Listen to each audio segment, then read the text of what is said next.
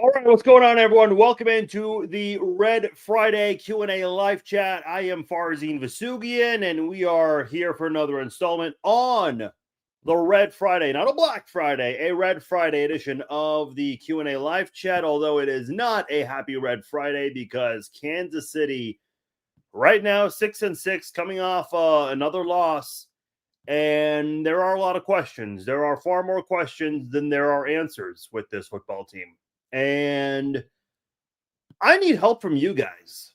You listen, I know a lot of you guys come to me for some kind of guidance, answers, things like that. And listen, you guys can ask your questions, and I need your guys' questions today. I also need you guys to comment along with me today on some things because it's been almost 24 hours since the loss. And right now, I just have far more questions than answers with this football team. Even last Sunday, when the Chiefs beat the Colts, I told you guys after the game, I'm glad the Chiefs won, but I am coming off that game with more questions than answers. And right now, how do you not have more questions than answers? There's a lot with this football team that we need to figure out. Look, there are two ways of looking at the Kansas City Chiefs right now. There's one side of it where a lot of people talk about, going through the 70s and the 80s, and I understand some fans weren't born back then. But, witnessing some heartbreaking playoff losses like the Lynn Elliott game, the playoff game, I can't remember if it was the Raiders or the Broncos, the close one where Gonzalez, his catch in the end zone did not end up counting. The no punt playoff game, the playoff game against the Colts where the Chiefs just were non-existent the entire game, and then the 28-point blown lead, an 18-point blown lead at home. I mean, the game against the the Steelers, where the Chiefs scored 2 touchdowns and the Steelers scored no touchdowns, but they got 6 field goals, and that was enough to beat the Chiefs on that day. The offsides game from D Ford. I mean, the Chiefs have gone through all kinds of heartbreak over the years. And now we've seen, and I know this includes the D Ford game that I just alluded to, 7 straight AFC Championship game appearances and 3 Super Bowls to go with it. 3 Super Bowl wins, to be clear. So there's one way of looking at it. And that's, the way some Chiefs fans are approaching this. But then there's the other side of it where it's like, okay, what was the issue 2 years ago? There were no reliable receivers on the team. So what do the Chiefs do? They go and bring in Hollywood Brown in free agency. They bring in Xavier Worthy through the draft. Well, unfortunately, Rashee Rice and Hollywood Brown both got hurt and missed a bunch of time last year. And the thought was, with Rice's suspension, are we ever going to see these guys together? Well, Hollywood Brown ended up re-signing. Worthy got hurt, but he came back, and he's battling through that shoulder pain that he's been dealing with. Also dealing with an ankle injury as well. Then Rice came back from a suspension, and this looked like they got off to a hot start, but it hasn't really been the same since then. And right now, I'm just looking at this Chiefs team. It's like, okay, you have the receivers you want now. But what was the issue last year other than injuries? Well, you had terrible offensive linemen. You go and bring in Jalen Moore. They haven't used him too much, but whenever needed, he'll fill in at left tackle, right tackle, guard, or wherever they need him, they'll use him. They draft Josh Simmons, who missed some time due to a personal matter, and now it appears, we don't know the official ruling yet on this, but it sounds like this might be a season-ending wrist injury. So, but before the injury, you had a good offensive line. I mean, I know Mahomes has been sacked 3 times in each of the last 5 games, at least 3 times. But I would still argue that the offensive line this year is way better than last year. Mahomes has time in the pocket, not all the time, but more than last year for sure. So you have the offense in place that you've been wanting for a long time with the wide receiver trio. Tyquan Thornton's part of your depth, but for whatever reason, the Chiefs are refusing to use him. You brought back Kareem Hunt. I mean, what excuse did this offense have? Even before some of the injuries recently to Trey Smith and Josh Simmons. I mean, this offensive line is the offensive line you dreamt about for Mahomes to have for quite some time, and it's still not clicking. The Chiefs are in the top 5 or top 10 in a lot of offensive categories, but it doesn't even feel that way.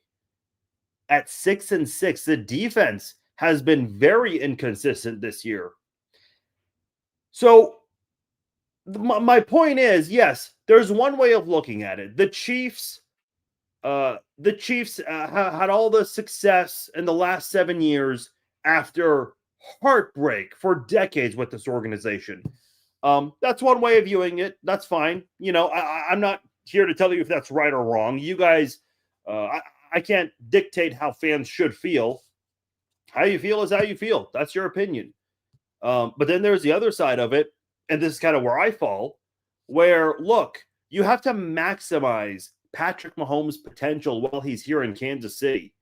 And I think the Chiefs have tried to do that by extending contracts with Creed Humphrey and Trey Smith, drafting a guy like Josh Simmons and Kingsley Suamataia, who I think is a better guard than tackle, bringing in the wide receivers to try to help bring back the deep pass game. We heard it all off season. Now the deep pass is coming back. Deep pass is coming back.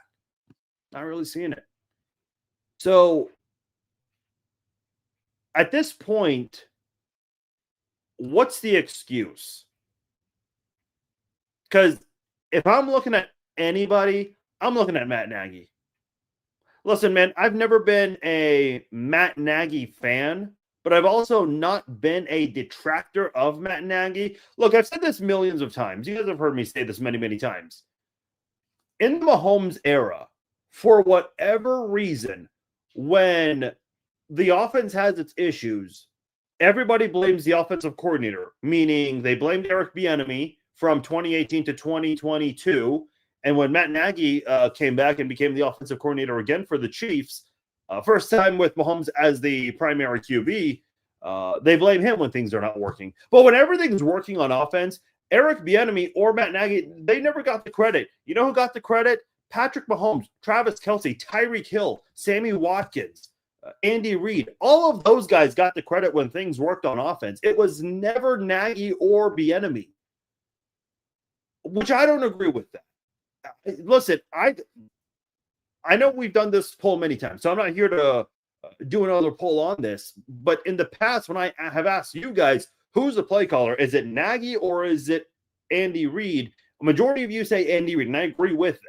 But I still think the offensive coordinator has an important role with this team. We've seen non-play calling offensive coordinators get head coaching jobs before. I know Mike McDaniel got it. I believe Kevin O'Connell as well. A few others as well, which is weird because Bieniemy never got a head coaching job, even being a non-play caller. But regardless, my point here is, I still think the offensive coordinator has an important role in Kansas City as the enforcer. I remember when Tyreek Hill started doing his podcast his first year when he joined Miami. That offseason, he started a podcast, and he shared a story. If you guys remember in 2021 when the Bills destroyed the Chiefs on Sunday Night Football, Tyreek Hill shared a story that week in practice. Eric Bieniemy just lashed out at the entire team, really the offense, because he's the offensive coordinator, or was, about, basically reminding them, hey, you let the Buffalo Bills come into your house and do that. Like, he was letting them know. And my point in bringing up that story with Tyreek Hill is Eric Bieniemy just held guys accountable. Matt Nagy's not holding guys accountable. I just don't see it. I don't have to be in the team meetings or in practices to be able to think whether or not he's holding them accountable, because you see a much different style in Patrick Mahomes with the two offensive coordinators. Listen, you guys know me. I don't like to jump to conclusions and say someone's a bust with draft picks, those things. I think you've got to be really patient on those things. You can't jump to conclusions 1, 2 games, half a season, or even one season. And that goes for head coaches, assistant coaches. You have to be aware of everything in place here. Now, if you look at, in the past, 2023, Patrick Mahomes had 4,100 passing yards. He had less than that in 2019, but he missed a couple of games that year due to a knee injury. Well, in terms of yards per pass average, 2023 was the fewest at exactly 7 yards per pass. Then it went even lower in 2024 at 6.8 yards per pass. Right now, Mahomes at 7.3. If that stays where it is at 7.3 to finish the season, this will be the lowest the third lowest. His first, second, and third lowest will all be under Matt Nagy as the offensive coordinator. And I'm not counting 2017 because he only played one game that year. So, look, I feel like Bieniemy just held guys accountable.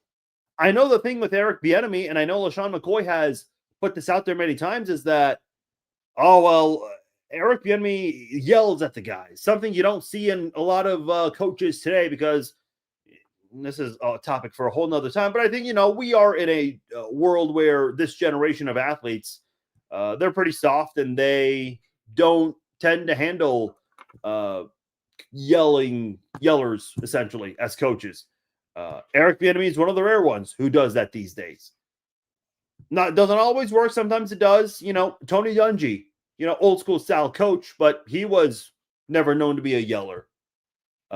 His good buddy, Herm Edwards, the complete opposite. And Herm, he'd win a playoff game here and there, but in general, just was not a successful head coach. So every style can be different, but Eric Bieniemy held guys accountable. And I don't care what he did as the offensive coordinator for Washington with Sam freaking Howell or in UCLA. Like, I don't care about any of that. The Chiefs thrived offensively under Eric Bieniemy. You can't say that with Matt Nagy. And the crazy part is, this year, the Chiefs offense, I think, is better than it's been the last 2 years, but it's still not enough. They were 5 of 13 on third down last night against the worst third down defense in the league. That's got to be better. That's absolutely got to improve. And then you look at the Indianapolis game. Kansas City moved the ball great. They outgained the Colts 494 to 255, almost double the amount. This is not a game that should have ever gone to overtime. But guess what? Kansas City in the red zone, they stalled 1 of 6 in the red zone. And listen, I know one of them, they took away the Kelsey TD on a terrible call to Juwan Taylor. Okay, so maybe you should have been 2 of 6. That's still remarkably bad. Like, really, really bad for a team that has this much talent on their offense. I think you've got to change your offensive coordinator. You know what the Bills did 2 years ago around this time? They fired their offensive coordinator. Remember that? Joe Brady, who's done a great job as the offensive coordinator for the Buffalo Bills, and I can't remember the guy they let go. I'm trying to look it up. Ken Dorsey, that's who it was. They fired Ken Dorsey, and let me get the exact date on that. November the 14th. So a little over 2 years ago. Exactly 2 years and 2 weeks ago. And by the way, what was their record? 5-5. And if I recall correctly, I think Buffalo went undefeated the rest of the year until they played the Chiefs in the playoffs in the divisional round in Buffalo. So changing their offensive coordinator mid-season worked. And by the way, I have been very critical of Josh Allen in the past because as great as Josh Allen had been before, Josh Allen was a turnover merchant. Ever since Joe Brady became the offensive coordinator of the Bills, Josh Allen's turnovers have dropped, and he won league MVP last year. And I know it was very close between him and Lamar Jackson, but I don't think it's any coincidence that in his first full season with a new offensive coordinator, he became the league MVP. My point is, a team like Buffalo, they were not afraid to make a change with their offensive coordinator. Kansas City has got to consider a change with the offensive coordinator. I think there's enough evidence right now on film, on the stat sheet, to tell you that Matt Nagy's got to go. Don't wait for the offseason. Do it now at 6-6 with this much talent. He's got to go. The Chiefs are not getting it done. Sunday, they struggled immensely in the red zone. And on Thanksgiving against the Cowboys, against the worst third down defense in the league, you were 5 of 13. That's terrible. That is awful. That's got to change. Absolutely must change. All right. I've had a lot to say, and I want to hear from you guys. So whatever question you guys have, comment below, and I will get to those questions. I know you guys have a lot to say, so hit me up. I want to hear from you guys. TDL Carmine on Instagram says, what are your thoughts on Trent McDuffie? I think Trent McDuffie's a great cornerback. Yesterday, I will say, was arguably his worst game since being in the NFL. How many other times has Trent McDuffie just absolutely had a bad game? The only other one I can really think of was Super Bowl 59 against the Eagles. And even then, I don't put that game on the defense. The defense, first of all, Mahomes threw a pick six in that one. And then on the next offensive play, Mahomes threw another pick, setting up the Eagles already in the red zone, and they scored quickly. You can't blame any defense for that. So, and what was it, 24-0 at halftime for Super Bowl 59? I try not to remember that game too much, but yeah, it was 24-0. Yeah, Trent McDuffie got beat up in that game badly, but I feel like part of it was the game getting out of hand and the Eagles running up the score. The defense was exhausted because the offense was not doing anything in that game. So, listen, Trent McDuffie's had a couple of really bad games, especially against, guys who are bigger than him. But 99% of the time, McDuffie has been great for you. Now, do I think he's in line to get a contract extension here in Kansas City? No, not because of last night. Let me just be very clear. I said this last night on the podcast, and I'll say it again right now. Trent McDuffie is not getting an extension, not because of last night. I've been saying this before last night. The Chiefs are in salary cap hellhole for next year. And we'll get into that in a moment. I'm sure there will be more questions on next year as well, which is crazy because I tweeted this today. I don't think I've seen so many Chiefs fans talk about the draft on Thanksgiving or the day after Thanksgiving in a serious manner in quite some time. It's been a long time since Chiefs fans have focused on the draft on the day of Thanksgiving or the day after. McDuffie, they cannot afford McDuffie. You just can't. I know he's become a big fan favorite here in Kansas City, and rightfully so, but you can't afford him. And listen, there's a possibility Rashee Rice might demand a new contract this upcoming offseason. Look, the Chiefs have to get rid of Juwan Taylor. Even if Juwan Taylor plays like Orlando Pace the rest of the year, he's not sticking around in 2026. The Chiefs have to figure out some things with their contracts. Getting rid of Juwan Taylor is one big move. Another guy you got to get rid of, someone who's not producing, especially for his contract, is Mike Dana. That will put you from $48 million in the red to $18 million. So the Chiefs will figure that out by cutting those guys. They still got other stuff to do. Listen, I know Patrick Mahomes has been rolling over his contract by restructuring many times over the years, and he's due for a massive cap hit next year. Let me just pull up the numbers to be clear, because he's got a massive cap hit for 2026. Chris Jones, who restructured this offseason, this most recent offseason, he has a big cap hit for next year. Patrick Mahomes has a cap number of $78 million. And Chris Jones is at 44, almost 49 million. That is not good. Look, if you're Mahomes and Jones, yeah, you sign those deals, but if you really want to win, the team's going to need help from you to lower those numbers down. And you're going to need to accept a brand new contract, not restructuring, accept a brand new deal where you take less money for the betterment of the team. Is Mahomes willing to do that? Is Chris Jones also willing to do that? I don't know.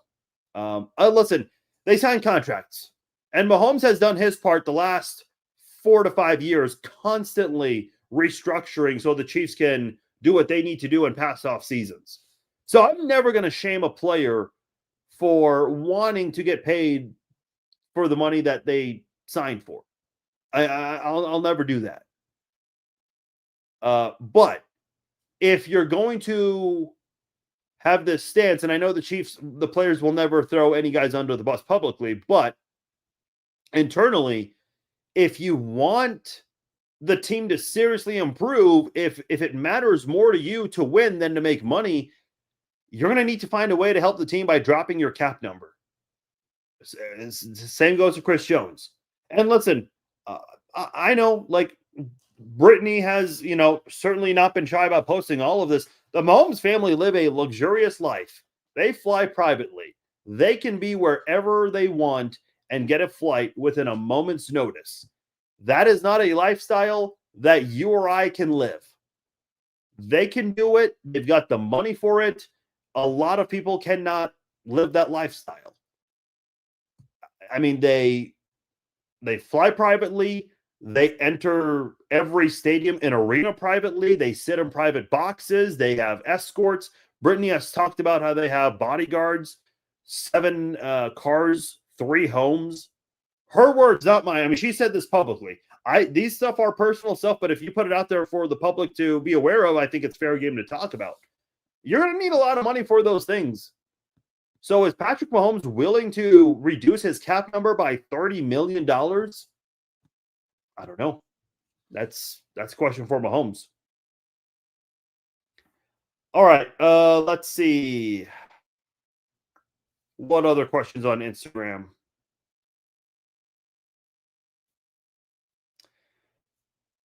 Ken says they should have traded that 3rd-round pick for Breece Hall. I was thinking about this about literally an hour ago while I was watching the Bears and Eagles game. I thought to myself, should the Chiefs have done that? Because, again, I just read you guys the salary cap. By the way, I made a mistake. It's not let me get rid of this ad here. It's not $48 million over the cap. It's $42 million. Still a shit ton of money. Now, to answer your question, should the Chiefs have traded for a 3rd-round pick to get Breece Hall? In this exact moment right now, yeah, you feel like they should have.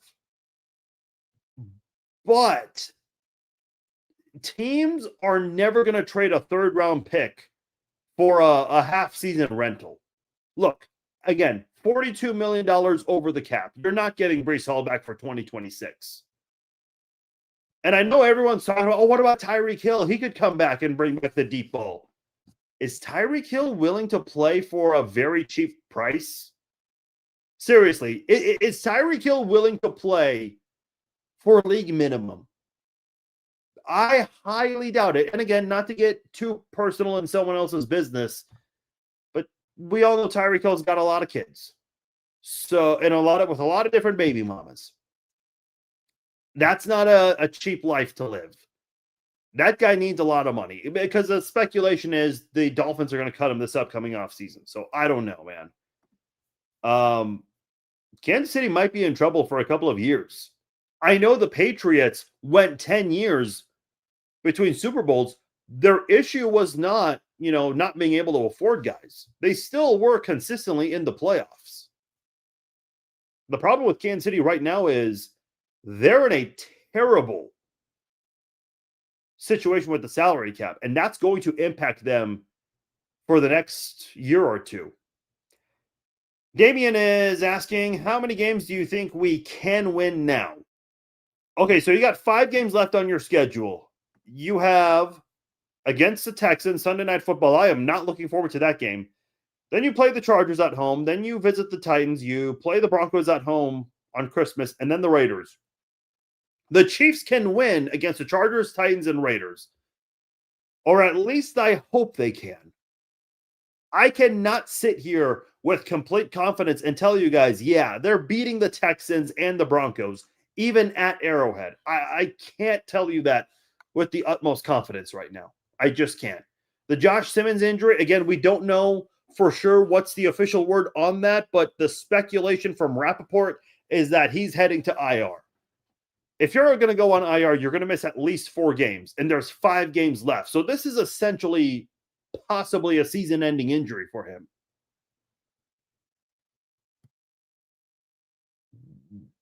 Boy, you lose 1 or 2 of those games against the Texans and or Broncos, that's it.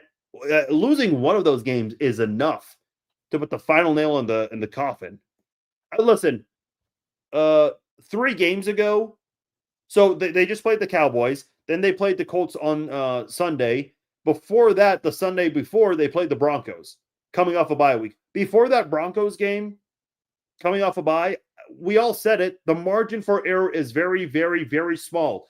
And since then, the Chiefs have gone 1-2. In a moment where you knew the margin for the room for error was small, you've already lost 2 games.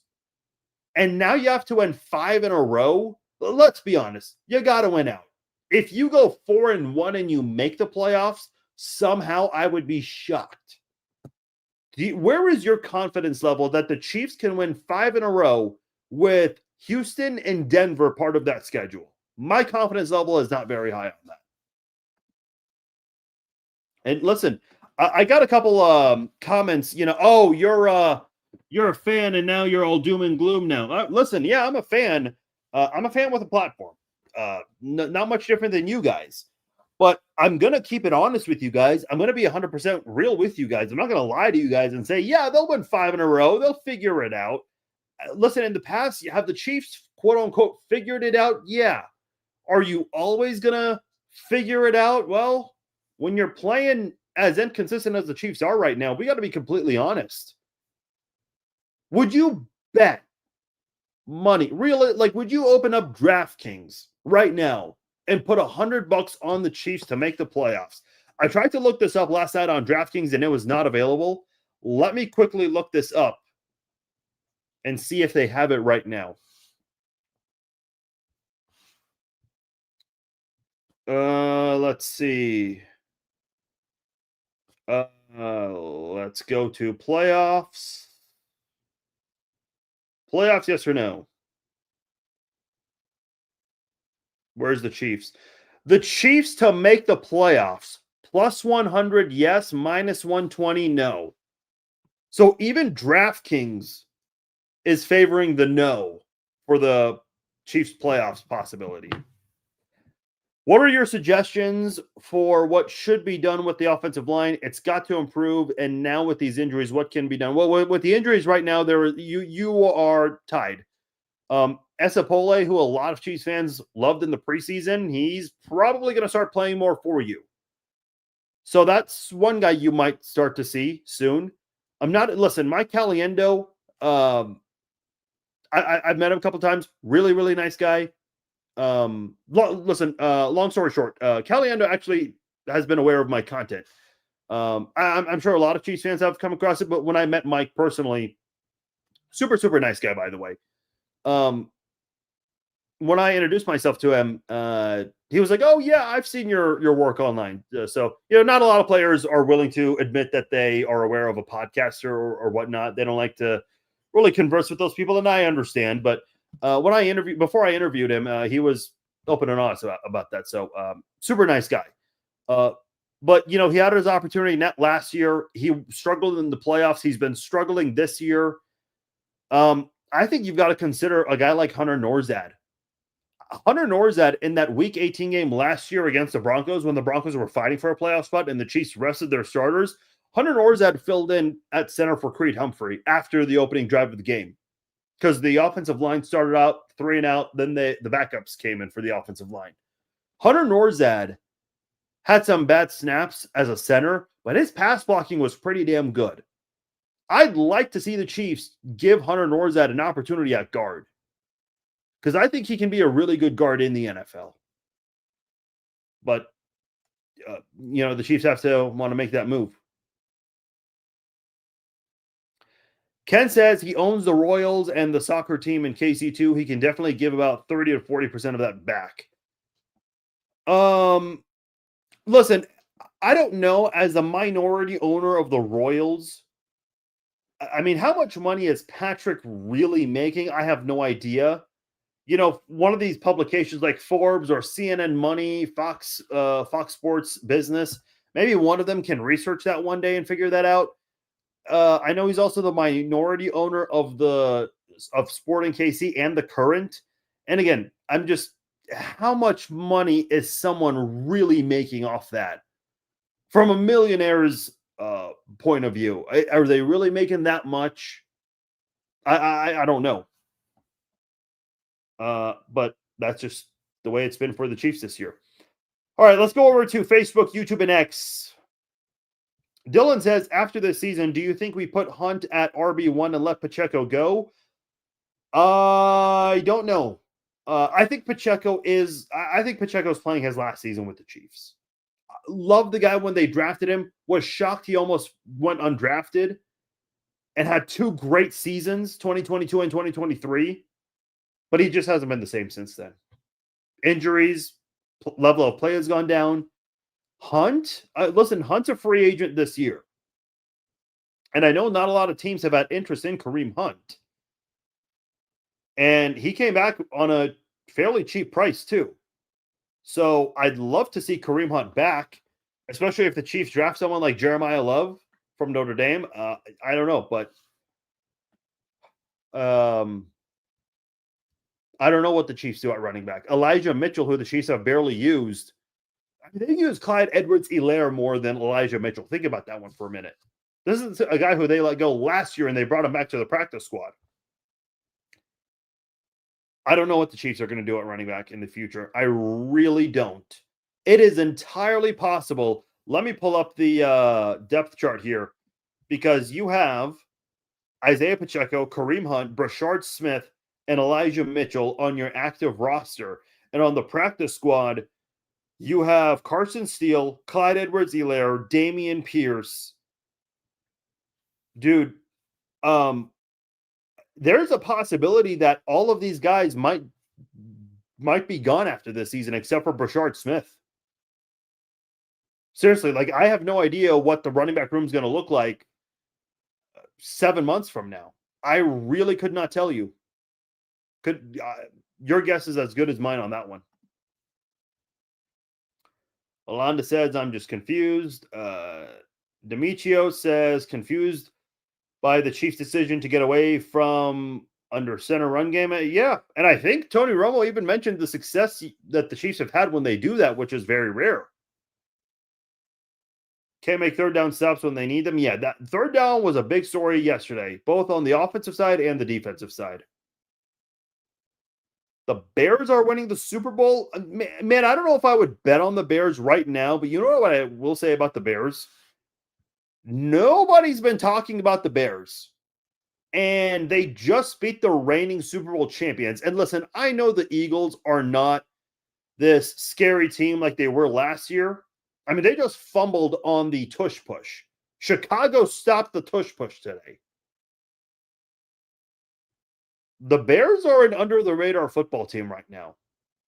You can't really make fun of Caleb Williams. Like, he's playing some really good football right now for you. No one's talking about the Bears, and I hope they start getting the coverage they deserve. Nobody's talking about the Bears.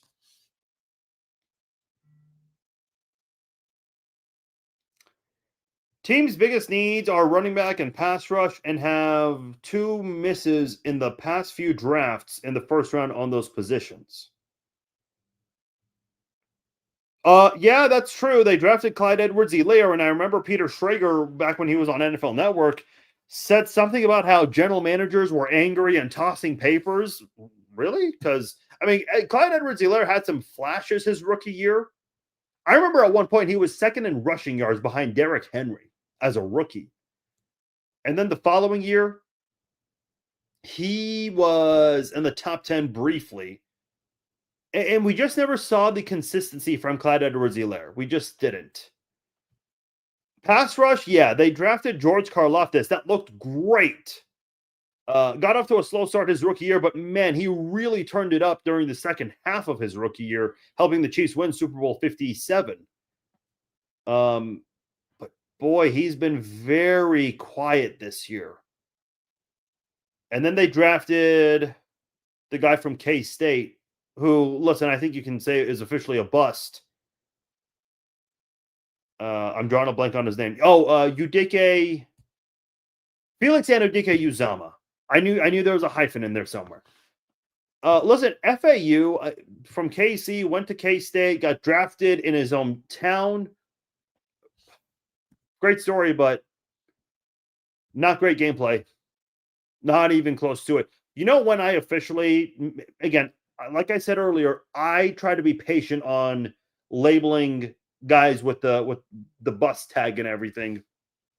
You know when I officially said, okay, this guy's a bust? This preseason, when he was playing with third string and fourth string players in the second half. Your first round draft pick should never be playing in the second half of any preseason game, ever, unless it's his rookie season. And unfortunately, we've seen that a lot with FAU in recent years. You could argue that Ashton Gelati should not be on this team right now. If FAU is playing great, I don't think Ashton Gelati is getting drafted. The Chiefs drafted Ashton Gelati because FAU is not panning out.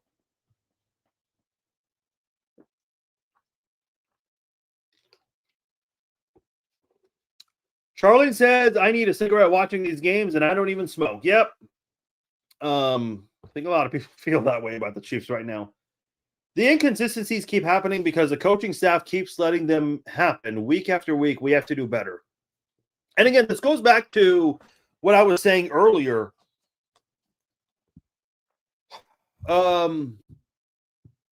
Matt Nagy, I mean, is he holding the guys accountable? One thing I forgot to say earlier about Nagy too.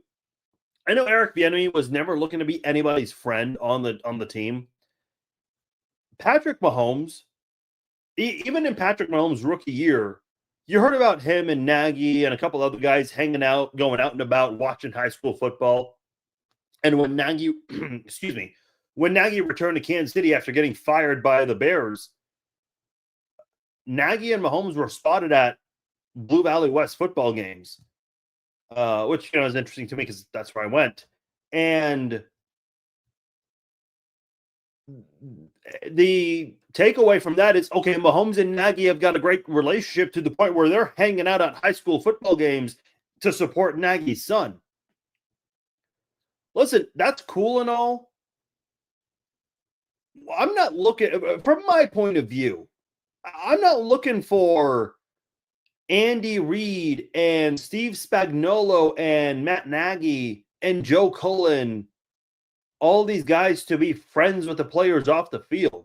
I mean, listen, it's nice that Spags has been inviting guys and his wife makes these amazing meals for the players and their wives, but I just want the coaches to be the best coaches they can be and hold the players accountable when need be. And I don't feel like that's happening right now, especially on the offensive side. I know a lot of people are complaining mostly about the defense. And listen, I know the Chiefs put up 28 points and Mahomes had 4 touchdowns, but I don't think the offense was as great as the stat lines show. I'm sorry. It's just not. 4 touchdowns is nice. That's great. But the offense stalled so much last night also.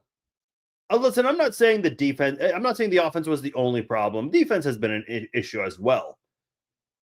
But the offense has just been so inconsistent this year. Like, if you can put up 28 points, and by the way, the Chiefs, and I have my notes from last night here, they had 109 yards of total offense in the first quarter. In the second quarter, 45 yards. I mean, that's more than half the amount of yards less. And they had 2 drives each quarter. So the offense has just been so inconsistent. That's another issue too. And let me pull up the Cowboys game back up real quickly here, because you started the game with an interception. And so here's every single offensive drive for the Chiefs. Touchdown, touchdown, punt, punt, punt, punt, touchdown, punt, touchdown. After scoring a touchdown drive on their first two possessions, the Chiefs punted one, two, three, four times. Four straight times. Two of their last six possessions were touchdowns. The other four were punts. Listen, I'm glad they never turned the ball over, but boy, I just feel like this team could have scored more. And listen, I know people are talking about how Dallas defensively, yeah, they're getting slowly better, but this is still not a good defense. Like Philadelphia put up 21 on them, and Philadelphia is an inconsistent offense, just like Kansas City right now. Yeah, as a matter of fact, let me just say this. I am noticing a pattern here, and tell me if I'm wrong. If I'm wrong, I want you guys to tell me. But I have noticed the Chiefs in a lot of their games, they've been incredibly inconsistent to the point where they start finally moving the football when they have a sense of urgency down by multiple scores. Let me give you a couple of examples of that. Week 1 against the Chargers, the Chiefs got off to a terribly slow start, and they were down by multiple possessions at one point in this game. They were down 27-18. So who do they go to? They start using Tyquan Thornton, and he helped them out. In week 2, the Chiefs were down 20-10. Who do they go to cut the deficit? Tyquan Thornton. Let's see. What other games? Oh, against Buffalo. The Chiefs were down. What was the score? 28-13. Well, you finally start seeing a sense of urgency in the fourth quarter where they have the Kareem Hunt touchdown run. They go 11 plays, 66 yards. That was their best drive of that game. But where was that sense of urgency earlier? We just didn't see it much sooner. Against the Colts, they're down 20-9. You finally see them throw the ball down the field, get Rice more involved in a big manner.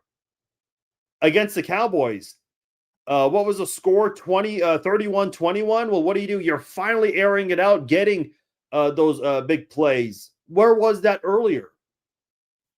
Like the Chiefs, whenever they're down by multiple possessions in the fourth quarter, that's when the offense suddenly starts lighting it up and they find these big plays. It's like, where was that, when you're leading or when you're tied or when it's within one score? Where is any of that when the game is close or when you're leading? For some reason, we only see that movement with the offense in the fourth quarter down by multiple possessions. And listen, maybe part of it, I don't want to say defenses are in full prevent mode, but I think they're playing somewhat soft in coverage when they're up by 2 scores. Every defense does it. I don't agree with it, but what's the running joke?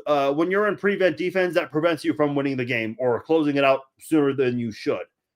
So the Chiefs have taken advantage of some of that soft coverage in the fourth quarter when they're down by 2 scores. Have any of you guys seen it?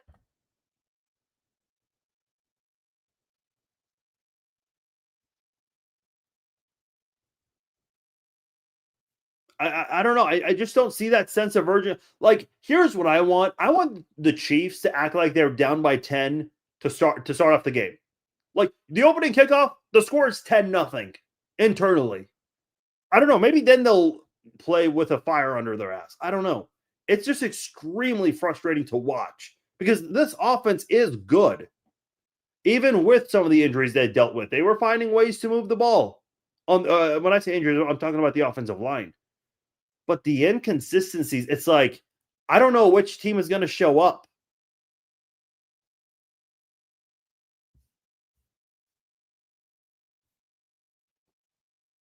Andy Reid is like a broken record, says the same crap after loss. Actually, I do want to play something for you guys. Let me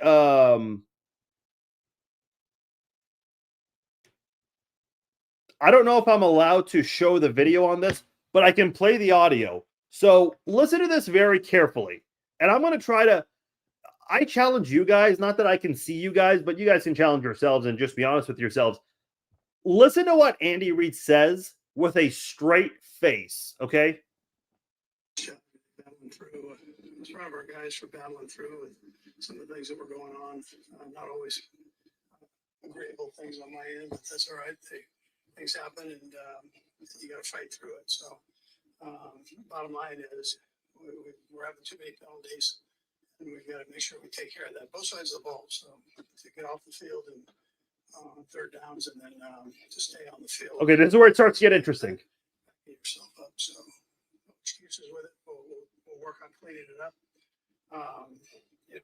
We appreciate our fans' support. They came out here and cheered us on. We appreciate all that. There's a lot of red in the stands, and and then Thanksgiving. It is Thanksgiving, so that's bigger than probably any of this. But this was a nice microcosm of how the world should be, where it's competition. It's not people killing each other and all those crazy things that go on. All religions, all races out here enjoying an event, and if we can learn one thing from it, as we go through as a country here, man, that's it right there. Great competition, and then everybody get along, and then shake hands afterwards and go about your way there. So, we had some inconsistencies today. That's on me. But you know what? There's a lot of bad fucking shit that happens in this world where people die and kill each other, and people are not accepting of other races and religions. You know what? We should be more accepting of that and shake hands after. We're like, where did that come from? And it was like, yeah, we just had a really bad game, but let me just make a world peace speech right now on Thanksgiving, please.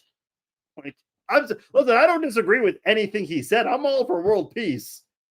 But that just felt like it came out of nowhere. I don't know. Like, come on. That was weird. You can't lie. You can't tell me that was somewhat unexpected and weird. Like, where did that come from? Listen, I agree with that. There's a lot of bad shit that happens in this world, and I think people just want to divide. Like, people blame the media for wanting to create a divide. No, society does it on their own. So anyway, it's that was just too funny for me. I couldn't. Like, when he started talking about people killing each other, I lost it. I was like, I mean, it's not funny to me anymore because I've listened to it 10 times, but I don't know. That was I want to see Andy Reid give like a State of the Union speech one day. That would be that'd be fun to listen to. I don't perform at my job, I'm reprimanded. I damn sure don't make what these guys do. Yeah, that's true. No accountability or discipline. Need an offensive coordinator to help with that since Reid is too nice. There was a guy doing it. His name was Eric Bieniemy, but and listen, I know there was that one big article that was out there by a group of fans, and it got taken down about Eric Bieniemy. And listen, it got to the point where the local media talked about it, and Andy Reid addressed it. Andy Reid addressed that exact same rumor.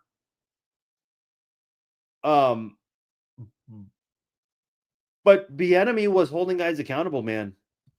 And I know there was that Colts game in 2022 in week 3 where they lost, and right before halftime, 2022 or 2023, I can't remember what year it was. I think it was 22. Bieniemy and Mahomes were kind of barking at each other, and a couple guys had to get in between them. Nothing physical was about to happen, but people were trying to get them both to calm down, and people were like, whoa, well, this was, from the article, all that stuff. Apparently, there was also one incident that was caught on camera after that article came out. People went back and found where Mahomes, if you read lips, he says, if you don't call the fucking plays, I will. It's like, whoa. So maybe there was some friction between Mahomes and Bieniemy. Look, I don't care if you're Patrick Mahomes or if you're Chris Oladokun. I think if you're a player, you got to stay in your lane and let the coaches coach. Like, there's a reason why the coaches have their jobs. And I think, listen, you got to be honest and accept that a guy like Eric Bieniemy was just a better coach than Matt Nagy, especially as an offensive coordinator. Would Nagy be willing to go back to be a quarterbacks coach? I would like that, actually. I think Nagy was a great quarterbacks coach, just not a good offensive coordinator. Edges can't get any pressures or sacks. The Chiefs have not had a sack in 11 quarters. Okay. And the one quarter, the most recent quarter where they got a sack, it was on the opening drive of the game. So it's really almost 12 quarters, 3 whole games where they haven't gotten a sack. It's crazy, man. I mean, this Chiefs team, like yesterday, they get an interception on the opening drive of the game, and you're thinking, man, this defense is going to do some damn good things. They had an opportunity on 2 more interceptions. A couple times we've seen the Chiefs defenders collide on tipped passes. I don't know, man. It's been tough to watch.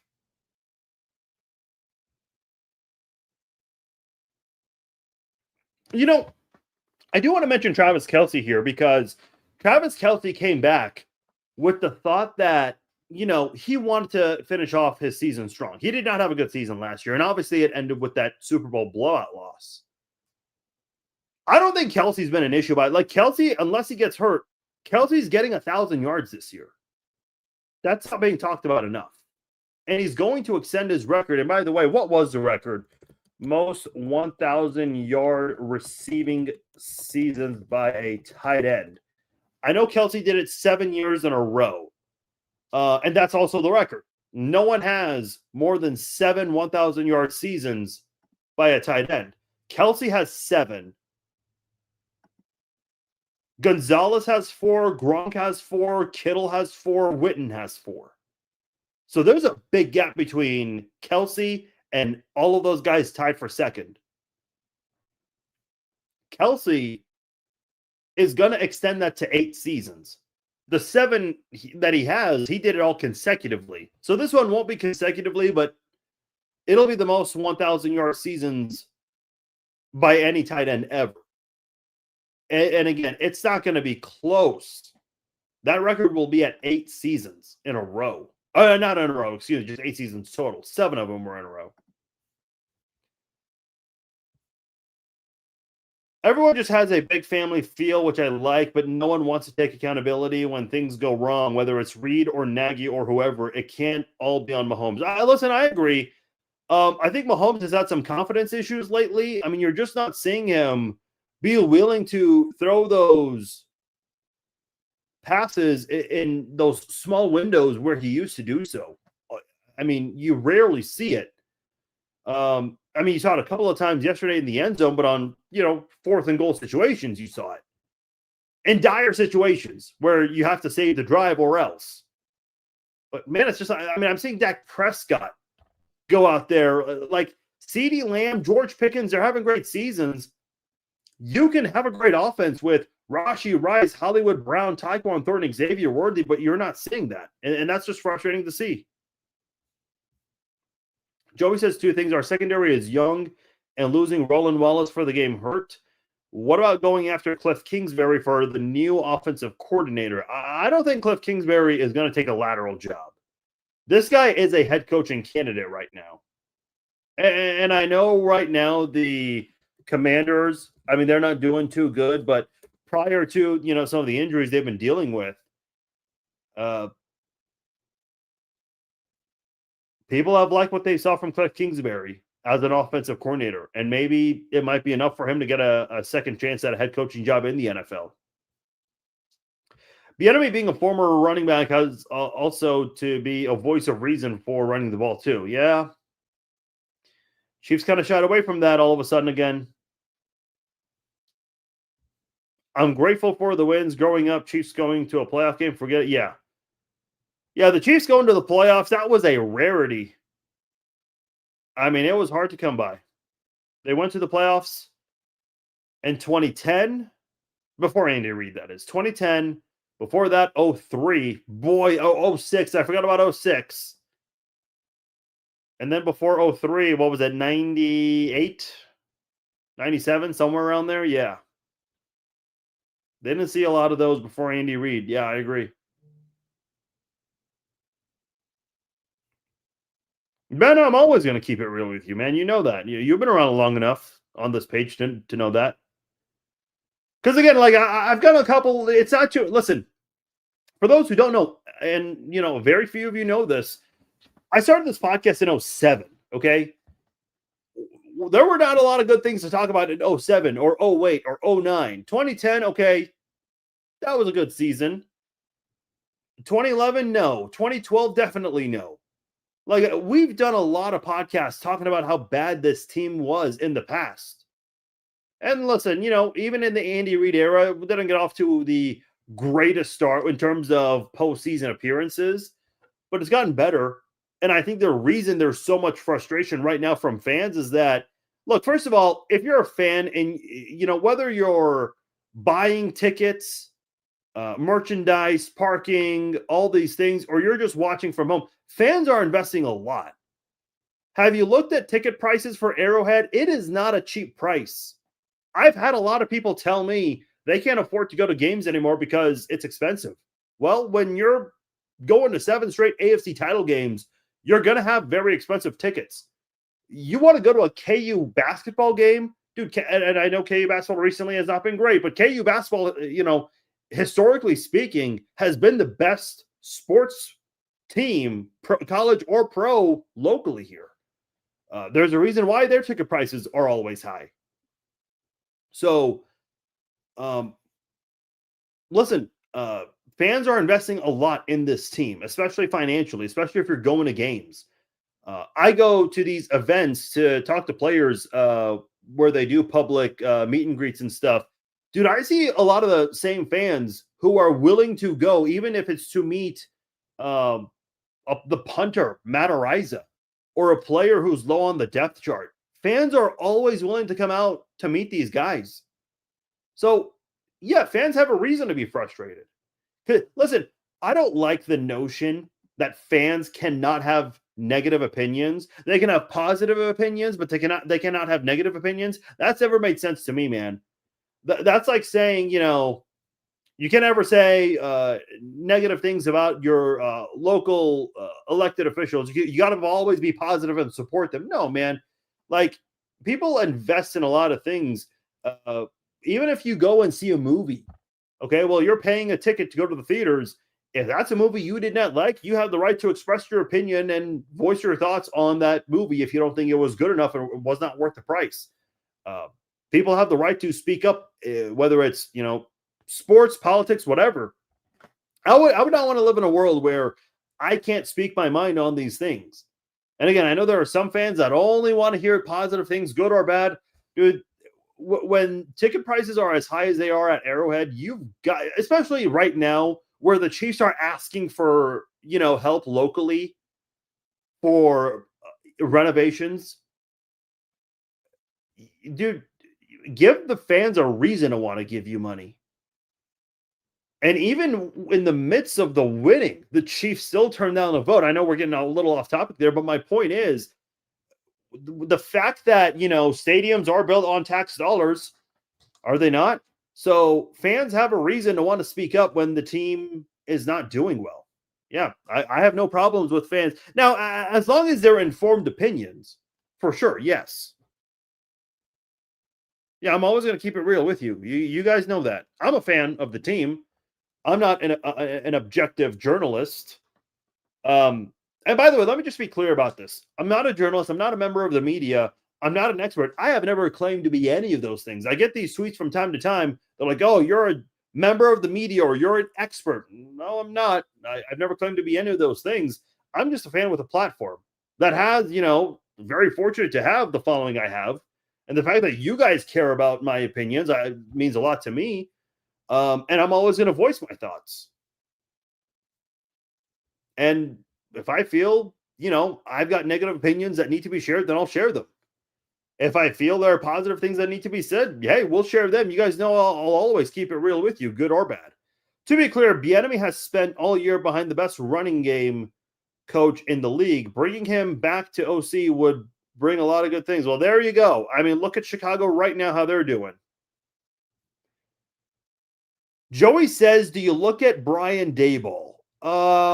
That's a really interesting question. I know a lot of people, when they think about Brian Daboll, they think about the last time he was in Kansas City. And here's what I will say. First of all, your quarterbacks were Matt Castle and Brady Quinn that year.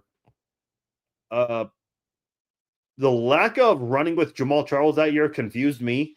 I don't know what it was with Jamal Charles during his time in Kansas City. It didn't matter if it was Todd Haley, Charlie Weiss, Brian Daboll. It's like Jamal Charles, they refused to run the ball with him. And that was before Andy Reid, which was even weirder. But Brian Daboll is a far different coach since then. Where did he go? Didn't he go to Alabama and have all kinds of success? And then he went to the Buffalo Bills and did some good things as well. As do I have all of that correctly? Yeah, that is correct. Because he went to New England, where obviously Belichick was there for 4 seasons as the tight ends coach. I don't think he's never been the tight ends coach before, ever as a coach. So he did that. Then he goes to Alabama under Nick Saban, does a phenomenal job there, and helps them win a college football championship. Then goes to Buffalo with Josh Allen and does all kinds of good things there. So, I mean, listen, he's a far different coach now than before.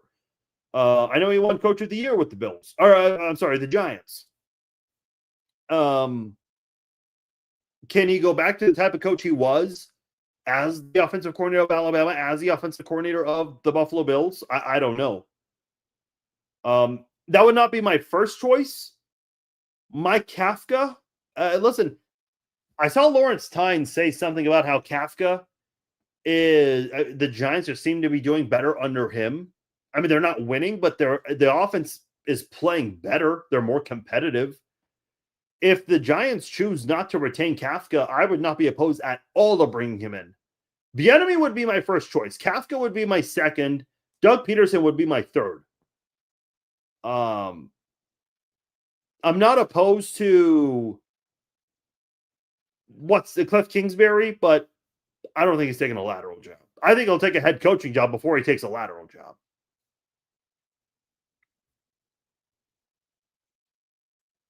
Yeah, listen, for those of you saying Bills fans don't like Joe Brady, I'm aware. You know what the problem is fans are, listen, Chiefs fans are guilty of this too. Whenever you're winning, it feels like you're a Super Bowl contender. But then when you're losing, dude, everybody wants people fired. Like, football is such a weird sport because you play once a week. Most of the time, obviously, not the case this year for the Chiefs or this week for the Chiefs, but you play once a week in general. And when you win, it feels like you're on top of the world for a whole 7 days. When you lose, you hear it for a whole week. And because of social media today, players hear it. They see it. It's not just talk radio. I mean, it's everywhere now. You can't ever miss the opinions that are said about you. So, yeah, I mean, maybe they want Joe Brady gone right now, but let's be completely honest. That Bills offense has been much better since Joe Brady's become the offensive coordinator. And maybe right this moment they don't like him. I don't know, man.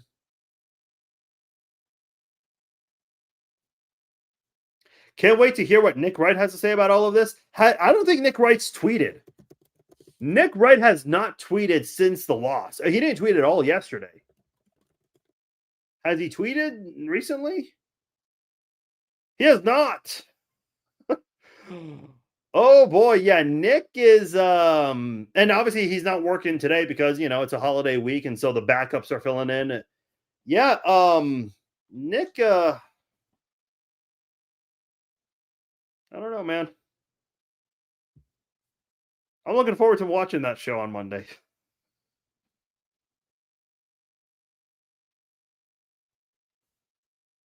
All right, I know I am way behind on the comments. I'm reading comments from 5:29 and it's 6:14 right now. So I am going to skip, but man, I really appreciate your guys' comments.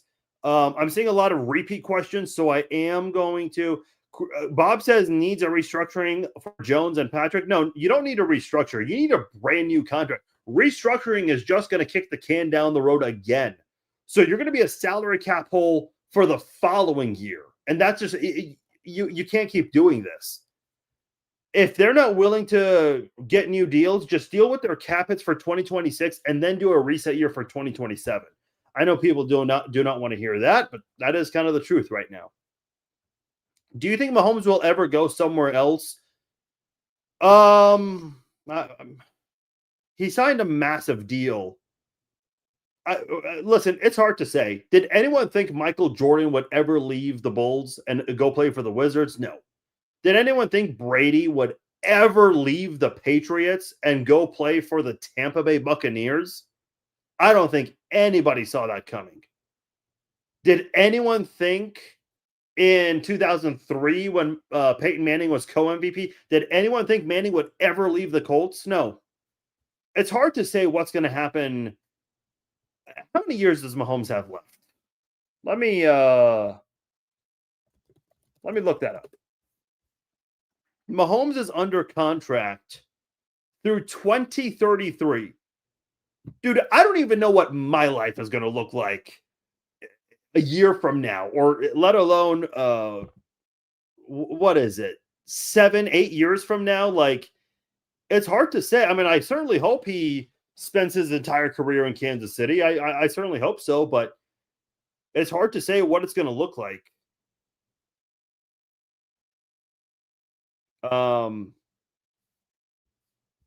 Listen, I will say, I mean, if you want to, I know in the NFLPA report cards, which the NFL is trying to expunge, which I think is funny, the players can grade teams on family treatment. I know the Chiefs, and this has been said publicly by insiders, so this is not, I'm not sharing information that's never been put out before. I know the Chiefs, when they get graded on family treatment, they get bad grades on that because they see Patrick Mahomes and his family, they kind of get exceptions. Let me give you an example. So remember 2020 when everyone was forced to wear a COVID mask and we were told, hey, if everyone does their part, this will go away. Well, Mahomes and his family, they were allowed to be in certain places without a COVID mask. And players were not happy about that, nor were their family members. Listen, do players up high like Patrick Mahomes, Salvador Perez, George Brett, I'm just talking about guys in the city, Travis Kelce, do they get special treatment? Yes. But let's be honest, no one should ever have been given special treatment during a global pandemic when we were told, hey, everyone needs to do this. And I'm not here to debate what should or should have happened that year with COVID and all that. My point is, his family, they were allowed to go to certain places without a mask. Remember when Patrick Mahomes proposed? I mean, the photos are out there. No one's wearing a COVID mask in that moment. Like what? You're going to tell me COVID did not exist in that moment when Patrick was proposing? And there were, friends and family members right with them? Because that was the same night they had the ring ceremony on the field. And they were social distancing with masks, all that stuff. But then, up in the one of the suites, no mask needed if you're a member of the Mahomes clan. I'm just saying that's what some of the complaints were about family treatment. This was from Albert Breer, just to be clear. He's the one who put it out there. So, but anyway, my point is Mahomes going to spend the rest of his life in KC while he's in the NFL? Yeah, sure, Kimberly, excuse me. As long as they continue to do right by him and his family gets the treatment that they want, yeah, absolutely. I think Mahomes is willing to play out his entire career in Kansas City.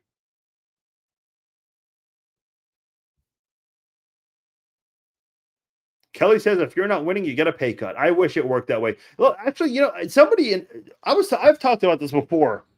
And I was talking to my family yesterday. We had a late Thanksgiving dinner. And we were talking about the game. And my mom made an interesting comment. Because, listen, my family, I mean, they're casual fans. They don't follow as closely as I do. And they made a comment about the salary cap because they don't know how that works. So I was trying to explain it to them. And my mom made a comment saying, this is why athletes should be paid based on performance.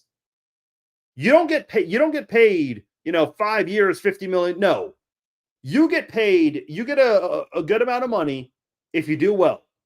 And the NFL should hire people, and this is just me speaking now, should hire people that determine whether you had a good performance or not.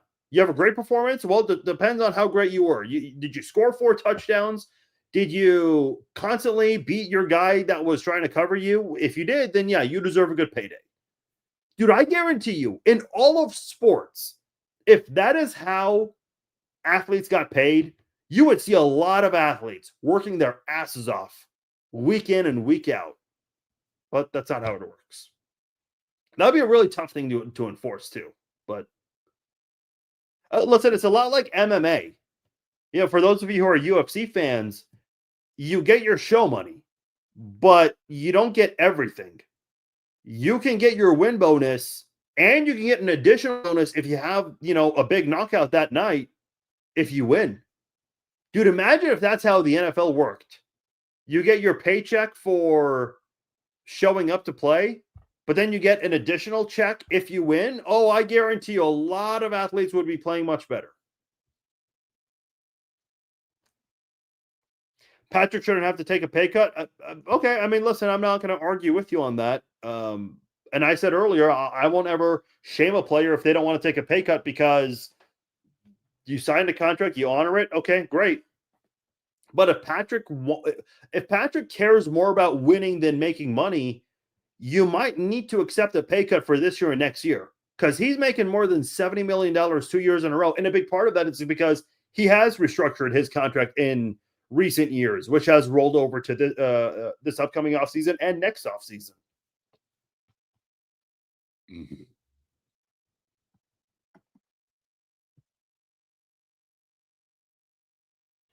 I understand the sentiment on the offense. Most of the draft picks need to focus on defense. Listen, there's a lot to think about with defense, especially if this is Trent McDuffie's last year. You might need to consider a cornerback, probably a linebacker if Leo Chenal's moving on. I don't know how they feel about Jeffrey Bossa taking over. You definitely got to look at an edge rusher, running back, offensive line. I mean, there are a lot of things Kansas City needs that they need, and they don't have enough with the salary cap. So a majority of Kansas City's acquisitions might come through the draft. Not really the most ideal way of going about an offseason because look at who the Chiefs have brought in previous free agent moves. Guys like Tyrann Mathieu, Justin Reed, guys who have really made an impact, Joe Thuney, and even mid-season acquisitions like a Steven Wisniewski, like Mike Pennell. But when was the last big free agent addition? I mean, Hollywood Brown this year, okay, he's been decent. He's not the receiver he once was. And I think part of it is, you have Rashee Rice, you have Travis Kelce, but I mean, within the last 2 years, is there a free agent you can look at the Chiefs have brought in and say, yeah, this guy is dominated for the Chiefs? No, not really. Anytime Hunt gets 16 plus carries, the Chiefs win. Yeah. Feed Kareem Hunt. I agree with you. Didn't Tyreek Hill make a post about coming back to KC? Tyreek Hill always insinuates, he always has these posts, these cryptic posts about wanting to come back to Kansas City. I don't know, man. I think he's trolling and just trying to get a reaction from people, but I don't know, man.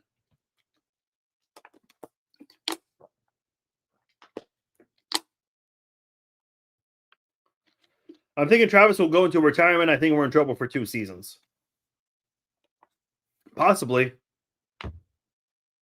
I mean, if you're Travis Kelce, and listen, he keeps it, you can tell he holds back on some stuff on his podcast, but he also lets his feelings out.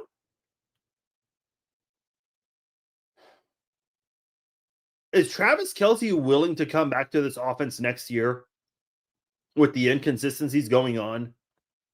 Because you can tell, like, he is not happy with, like what was that incident between him and Andy Reid on the sidelines in the Super Bowl a few years back in Super Bowl 58?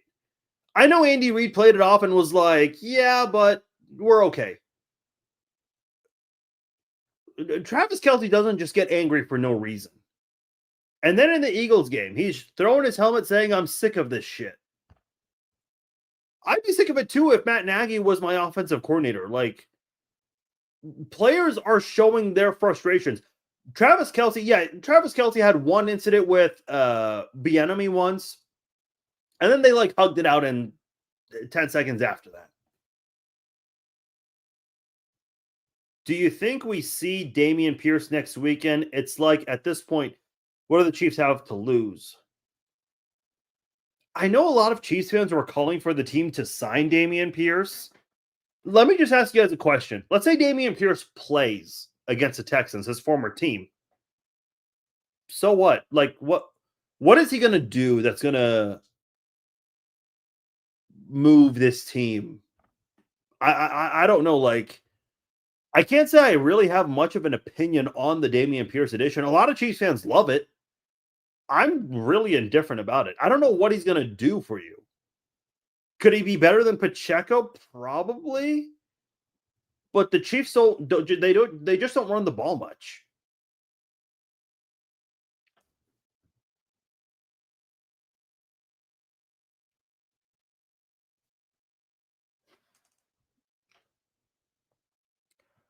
Chiefs guy is asking, what if the Chargers lose 2 in a row? Does that help us? That helps the Chiefs a lot. Oh, absolutely.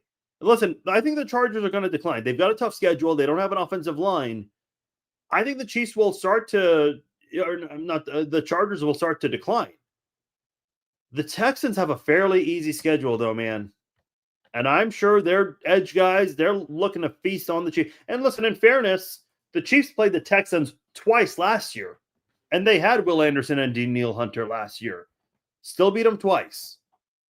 But it just feels so hard to look at right now. Simmons did not work for us, unfortunately. I disagree, Erica. I mean, listen, I know he missed 4 games due to a personal matter, and right now he's injured. He's been really, really good when on the field. I know last night was not his best game, but he's been great this year in the games that he's played. Now, long term, what's going to happen with this wrist injury? I don't know. It just feels like as soon as you solve that left tackle issue, you're back to square one.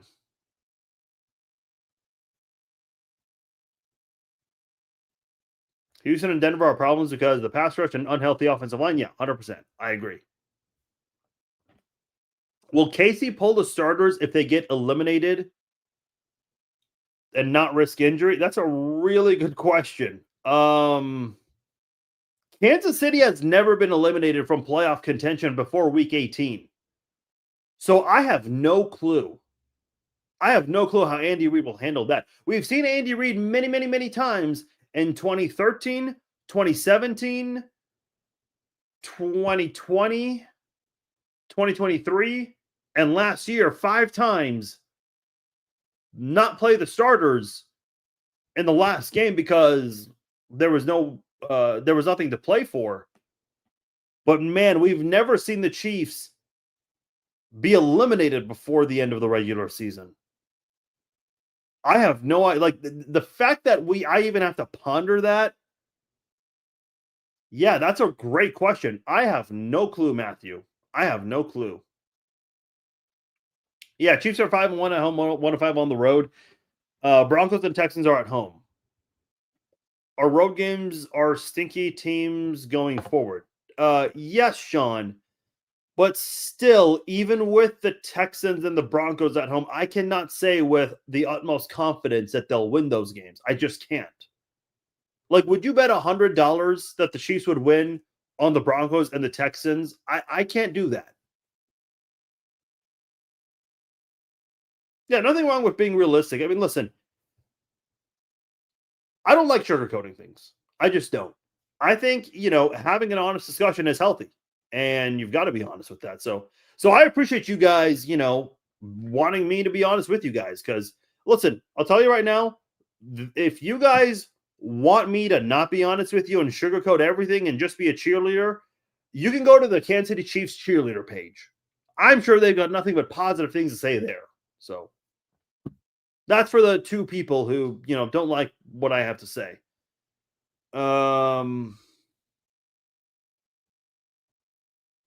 The offensive philosophy will have to change with the injuries on the line. You run the damn ball. He is holding the ball too long? Yeah, he is at times. And I don't know how much of it is, lack of confidence or he's waiting for guys to get wide open. I mean, we're just not seeing that vertical threat anymore, even with the speed you have. Like, you don't have to have the deep ball with Tyreek Hill only. You can have it without him, but we're not seeing that happen. Yeah, Joe Tooney, man, I'm happy for him. And when I was at the preseason game against the Bears, he got a big ovation from Chiefs fans as he was walking in, and he waved back to the Chiefs fans who were cheering for him. So that was good to see. I was glad to see that for him. Probably go after Brees Hall when the season is over. He's gonna want a big deal. So I don't know. I don't know about that.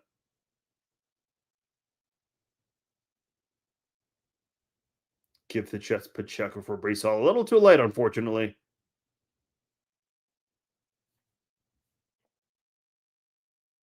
Yeah, I'd like to see Kareem Hunt come back. I know he's in his 30s, which is old in the NFL. I mean, anyone that's in their 30s, yeah, they're considered old, but in NFL standards, to be clear. But yeah, especially at that position. Listen, and Kareem Hunt, because he got in some trouble. He was in Cleveland, got suspended to start off there, and then he split time with Chubb.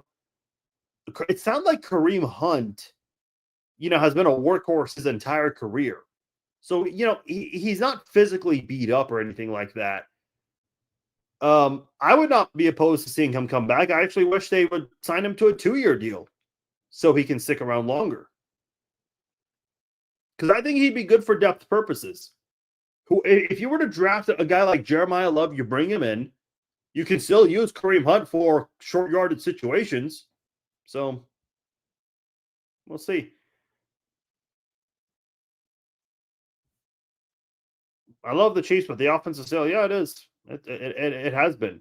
The inconsistency is just so frustrating. Like, if the Chiefs were just bad, we could just sit here and say, okay, they're bad. They have issues. No, this team has the potential to win another championship. They're just not playing well as a unit right now.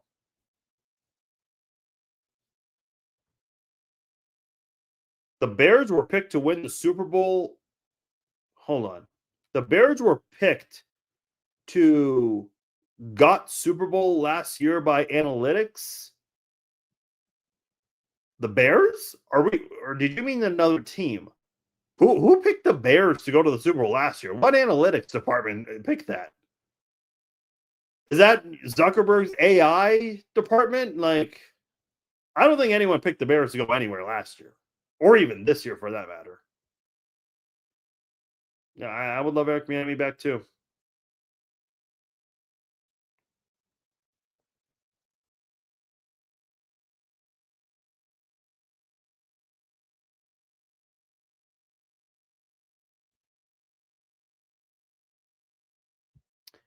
You need some big defensive tackle and move Jones and Karlaftis to the edges or move them around. Uh, or maybe they just need a prominent defensive tackle next to Jones. I know they drafted Omar Norman Lott, but he got hurt. I thought Omar Norman Lott was, getting off to a solid start.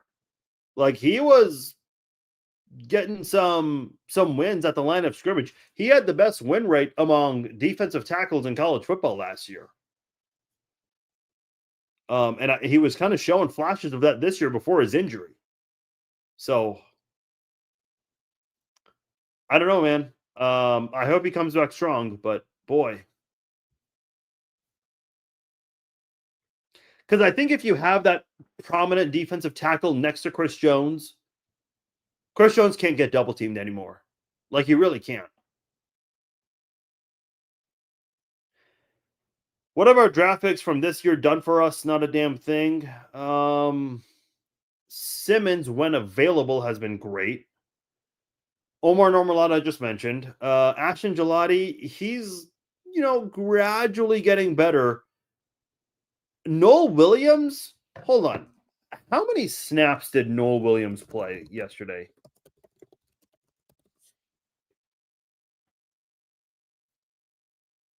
Do we know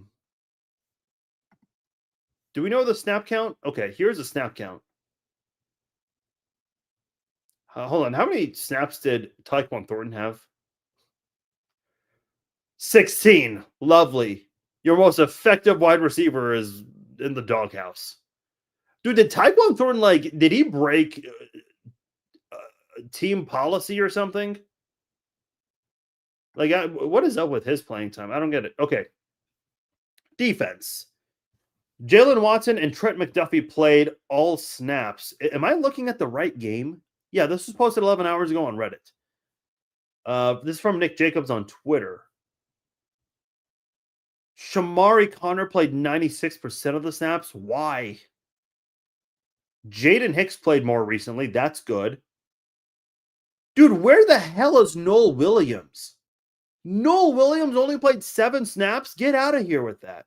Dude, Noel Williams should be playing more than Shamari Connor right now. Noel Williams has been very good in coverage this season. And the fact that his playing time has suddenly disappeared, that is criminal. So, yeah, to your point, the rookies haven't done much because they're not giving them playing time. Well, you got all these young guys that are actually doing stuff for you and you're not using them.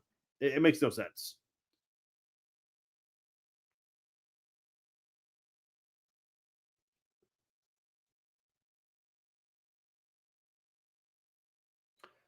Was Brian Schottenheimer there too at the Blue Valley game when Mahomes and Bieniemy were there? I don't think so. I don't think Schottenheimer has any connection to anyone at Blue Valley now. At least at Dave and Buster's, they might win something. Oh, that's funny. That's a funny comment. Do I think this is Pacheco's last season? Yes.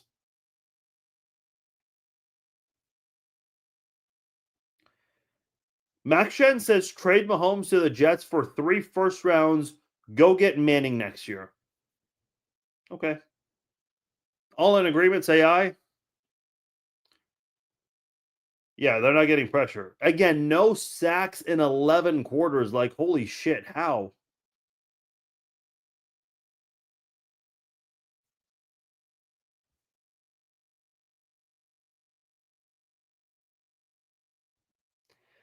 I mean, they're playing Dallas's defense has been a little better lately, but they're still not that good. The Chiefs scored 2 touchdowns in the first 2 drives in the first quarter, 109 yards of total offense. And by the way, one of them was on a short field because of the interception. They started at the 37-yard line.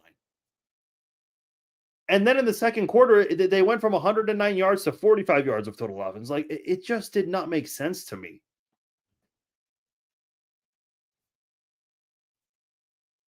And listen, I don't care if you're the worst offense or the best, worst defense or the best defense. I think Kansas City can stand up to any defense. You're just not seeing that consistency. I'll be honest, I'm skimming through a lot of comments because I'm still about 40 minutes behind on the comments here. Dallas only punted once, yeah.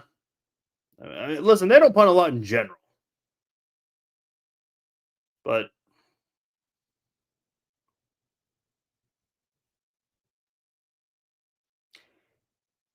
no pressure causes the secondary to cover up too long. Our secondary is being sliced up. That's true.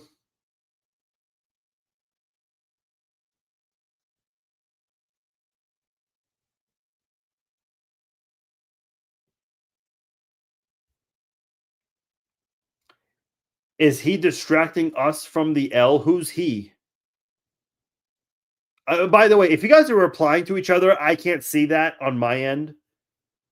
I wish they would fix that, but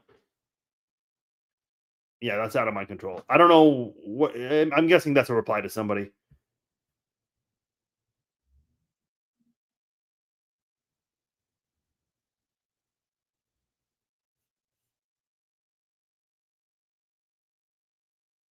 And yes, happy Thanksgiving to all of you. I did not say that on this live stream, but for those who didn't tune in yesterday, to all of the American viewers, happy Thanksgiving to all of you guys. I appreciate you guys.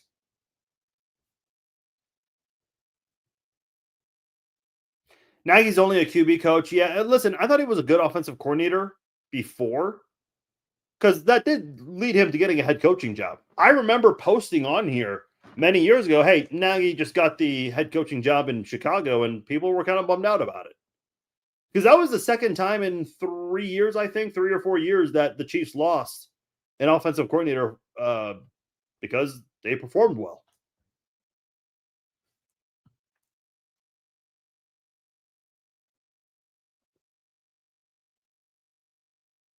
Yeah, that's the thing. Like, I don't know specifically what's true and what's false about the Bieniemy relationship with Andy Reid and Patrick Mahomes. I don't know, man. It's just it's not a coincidence anymore. Like, okay, 2 years ago, the receivers were dropping passes and Nagy didn't hold them accountable. And last year, the injuries and the bad offensive tackles. Well, now you have everyone. I mean, not this exact moment. I know you've got injuries on the offensive line, but you have your wide receiver trio. You have better offensive linemen. The offense is still not clicking the way it should. That's a Matt Nagy issue, man. Like, this is not a coincidence anymore.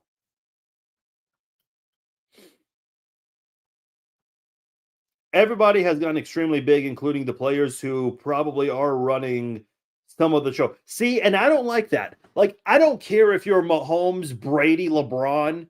I don't care if you're a superstar athlete. No athlete should ever have that kind of control. Like, should you be a leader and have everyone's attention when you have something to say? Yes, because you've earned that. But don't like going above a player's responsibility. See, that's where I have the issue. And again, I don't care if you're Mahomes, Brady, Manning, LeBron, whoever. Like, no athlete should have influence to the front office, basically. You just shouldn't.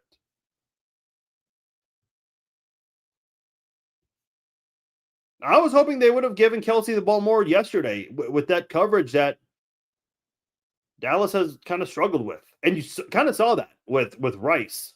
They utilized him more. How many receiving yards did Rice have yesterday? Had to have been close to 100. Yeah, 92 yards. Rice has been playing really well lately. That's good to see. But they need a lot more than that right now.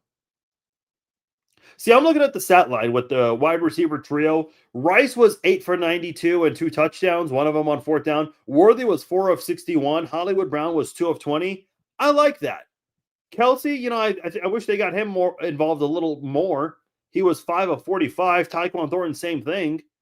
I think the offense will score a little more if you have that kind of offense and you get those guys more involved that I was talking about. Why did the Chiefs do nothing at the trade deadline? Because they weren't willing to give up a third for Breece Hall. That's why.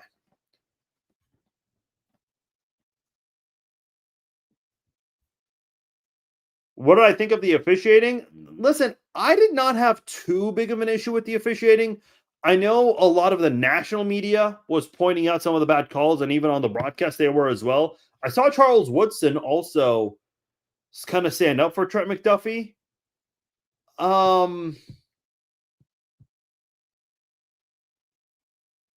Do I think McDuffie got picked on a little bit? Yeah, sure. I think the issues were way beyond officiating, though. Way beyond it. And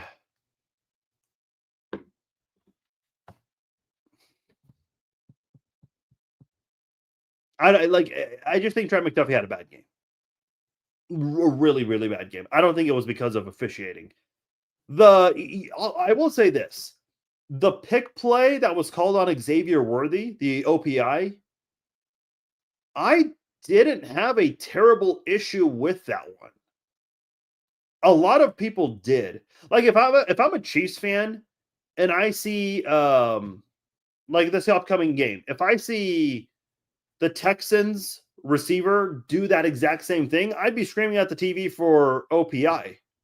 So I can't say I had too big of an issue with that one. I liked Shamari Connor his rookie year. I don't know what's happened to him since then. I mean, he just has not been a good cornerback for the Chiefs the last 2 years, this year included. I feel this is a top to bottom humbling that had to happen in order to get everyone in the organization refocused. Let's see how they respond. Damn, man, we've been going on for more than an hour and a half. I'm still behind on the questions. I'm like a good 40. I feel like I'm getting more and more behind on the questions. Yeah, I like Willie Gay as well.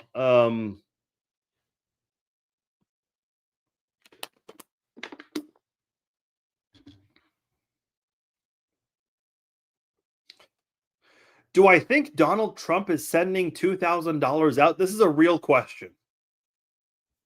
If we're starting to get questions like that, that might be an indicator that it is time to wrap up. I don't know. Oh, Snead's been getting injured a lot. Yeah, I agree. I don't listen, I like Snead, but he's been missing a lot of games lately for the Titans. And he's kind of in a little bit of hot water right now legally, I think.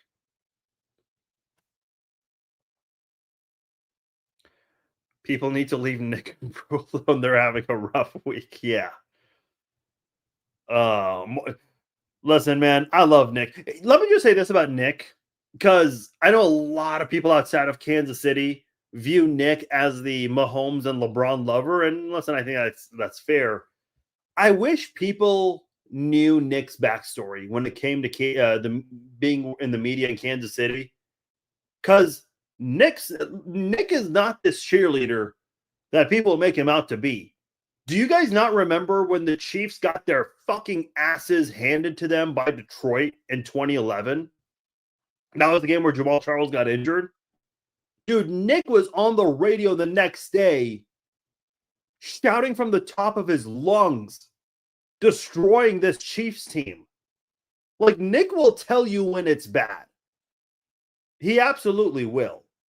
And I would expect to see that Nick Wright on Monday. Like, I want to see Nick speak the truth. I'll be disappointed if he sugarcoats any of this, because that's not Nick's style. But, dude, you guys know, for those of you who live in Kansas City, you know the 810 versus 610 battle, okay? 810's always been the more prominent station. With Keatsman for the longest time, Petro, St. John, Bucati. I know it's changed since then with Bucati doing less. Keatsman's now doing politics. But, dude, Nick Wright, it did not matter where they moved him, whether it was the morning slot, the afternoon slot, the midday slot, he was destroying everyone when he was going up against 810. And listen, 810 fucking hated him. Dude, they were relieved when he left. And I know the Kansas City Star wrote about it too. And because they were posting the ratings, Nick was like, is this real? Am I really beating them by that much? And I know Nick tried to do a national radio show for Mad Dog Sports, I think, when he was starting out with Fox Sports. And unfortunately, that show did not last long. I think Nick's great on the radio. And I'm happy. Listen, I'm glad he's got his own TV show. And I know he's the lead guy for FS1, so he's never going to leave that role. I know Brew was doing Fox Sports Radio for a while. I don't know his reason for leaving the Odd Couple show. I wish Nick was still doing some form of radio, because honest to God, man. So for those of you who don't know, I love listening to talk radio. I'm not a big fan of local sports radio in Kansas City. It's not good. It is not good at all. I'm subscribed to Sirius XM, and you can listen to all kinds of national shows there. Sports, non-sports, whatever. I listen to way more national radio than I do local sports radio. But yeah, man, people don't know Nick's backstory. I don't know if you guys knew this. Nick was once on Who Wants to Be a Millionaire. I don't know what I've actually tried to look for that episode because I want to see how Nick did.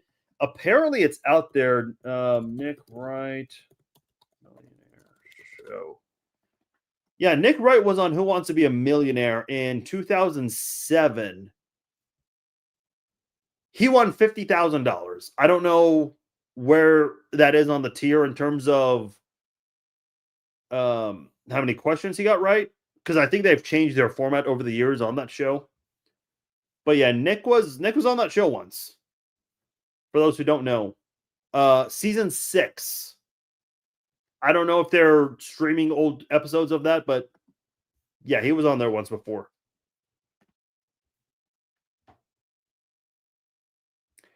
Do you think that they will bench Patrick? No. No, come on.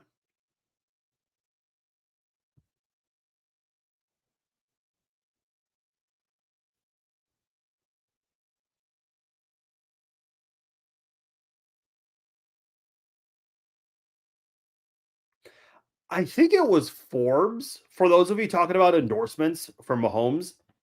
I think Forbes put out a story that he makes roughly anywhere between 20 to 25 million for with endorsements.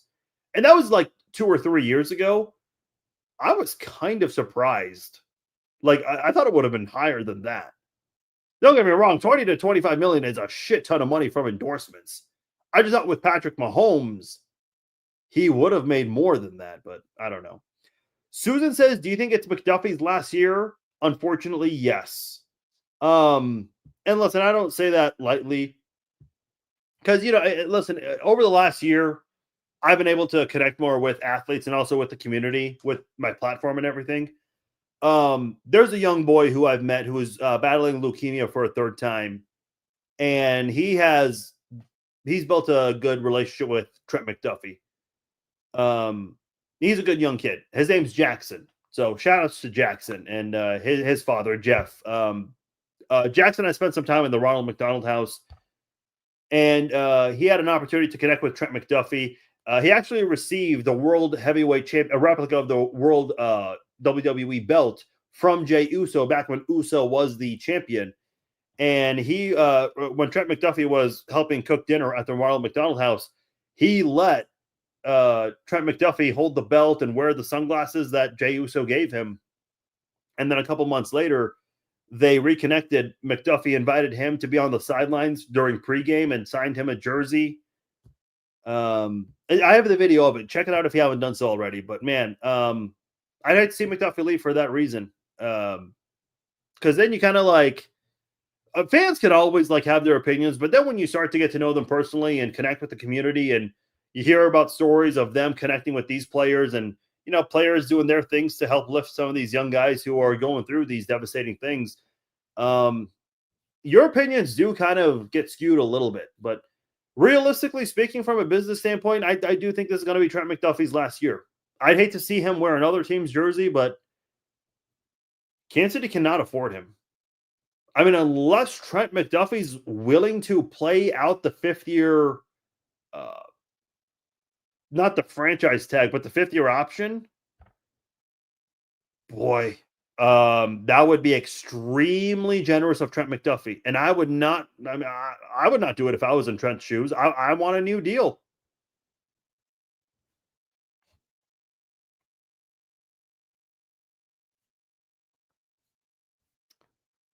Sometimes you got to let them walk. Yeah. Just depends on your situations. You know who might be interesting? Odell Beckham Jr. I mean, he had one big catch, and he's done some good things here and there. Don't get me wrong, but I just think he's too old.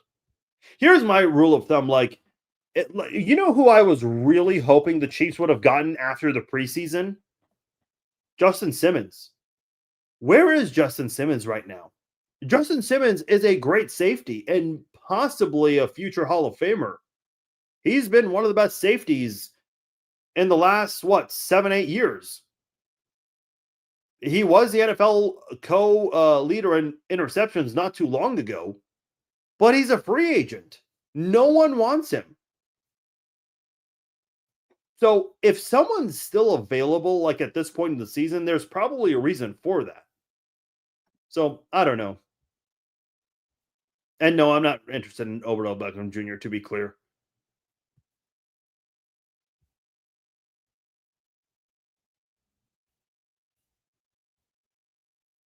Jags and Chargers collapse. Jaguars, I think they're starting to figure things out. They're still kind of a weird team, but I think Liam Cohen, I think that team is going through the rookie curve with a rookie head coach, to be clear.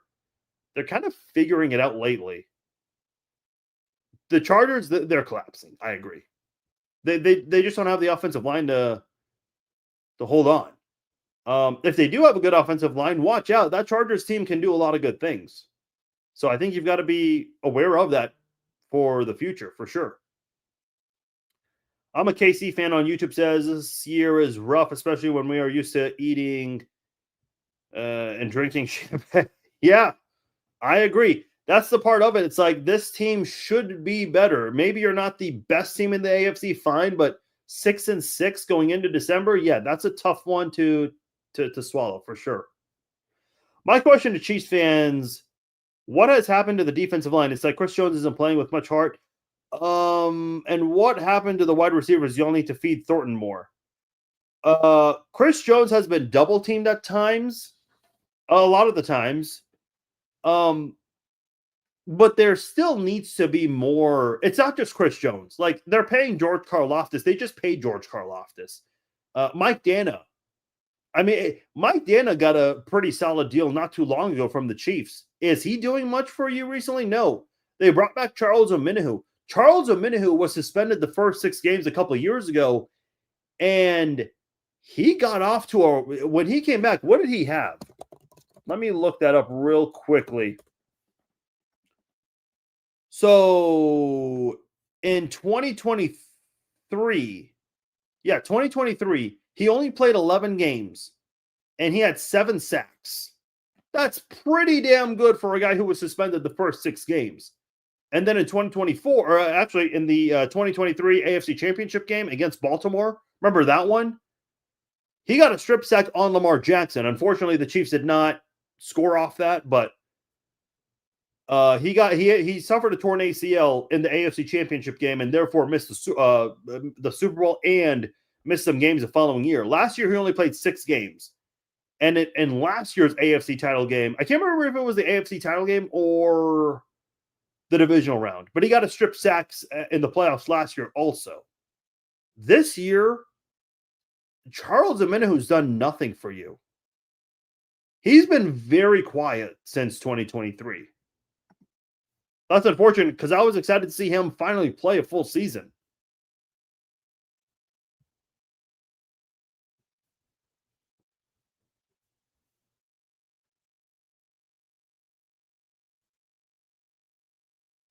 Patty is always scrambling for his lives. He waits a little too long sometimes, but he creates on the move. So this is my thing.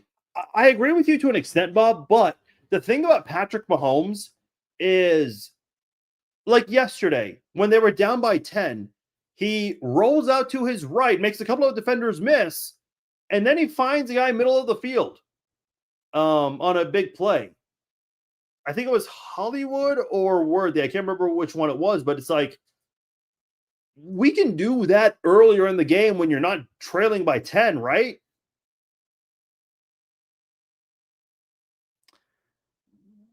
I have always said Mahomes is not a good, accurate deep ball guy. Listen, this has been brought up lately, and we've got to be honest. He has not been accurate on those deep passes. He's been missing Thornton a lot. Last year, he was missing Worthy a lot, and we were wondering, okay, is it just Worthy learning as a rookie? Do they just need to get a connection? No, I mean, Mahomes has just continued to miss that stuff. Bob says I'm 70 and old. You're not. You're not old, Bob. You're just getting started. You got a good 40 years left in you. I know that. Maybe wrong, but do you think the Chiefs have become complacent over the years? I don't think they're necessary. Well, listen, Andy Reid's had some significant games where he's blown big leads. So you're not wrong. I think part of the problem is the inconsistencies. There are just so many bad play calls at times. I think that's a big part of it. And no, the drops don't help, but EB is not the answer. I think we need a new, young ideas with an offensive mindset.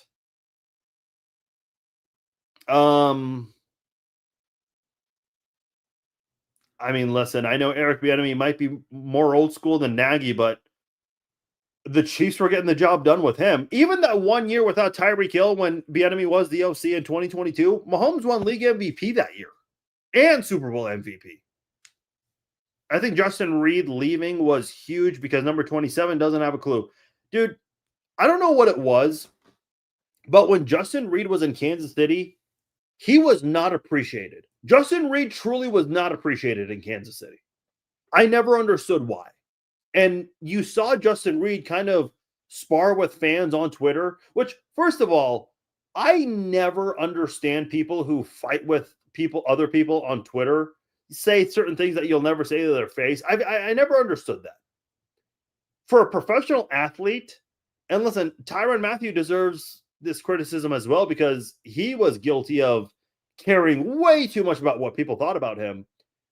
And again, Justin Reed, I'm a big fan of the guy. I think he was heavily underrated during his time in Kansas City. And I think he did so much for the community right away when he started with the Chiefs. Even during the Saints bye week, he came back to Kansas City to help serve the community. But I never understood, one, why people had an issue with Justin Reed, and two, why Justin Reed gave a shit. And you know what I'm seeing right now? A lot of those people who criticize Justin Reed are saying they miss him. Sometimes you don't realize what you have until it's gone. People now value Justin Reed more as a member of the Saints than as a member of the Chiefs. And I don't know why. Listen, I know this Chiefs team defensively, they don't collect a lot of turnovers, but man, they do a lot of other things right. And Justin Reed kind of fit that description. He did a lot of things right. May not have gotten 5, 6, 7, 8 interceptions in a season, but damn, he was good, man. And I hate that. I knew last year was going to be his last year because you saw the contract he had. He was going to get another similar one, and the Chiefs could not afford it. And they're kind of in a sticky situation with that stuff this year too, which is why Trent McDuffie might be moving on. Dude, I would not be shocked at all if Trent McDuffie reunited with Justin Reed. That'd be a good cornerback safety duo there to get together again.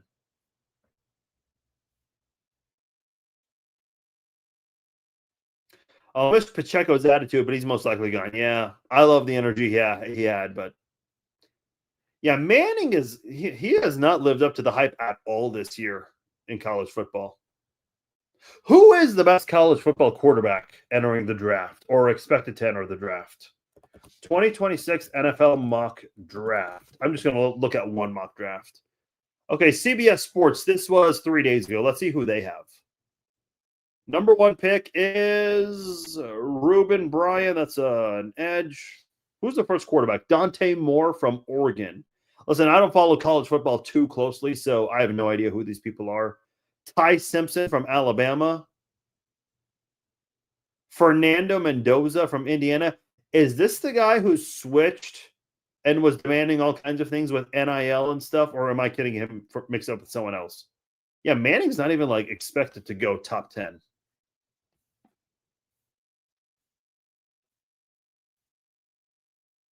Caden McDonald, defensive lineman from Ohio State. That's who CBS is projecting to the Chiefs. Man, isn't it sad? We literally give a damn about who the Chiefs need in the draft in November. That's sad.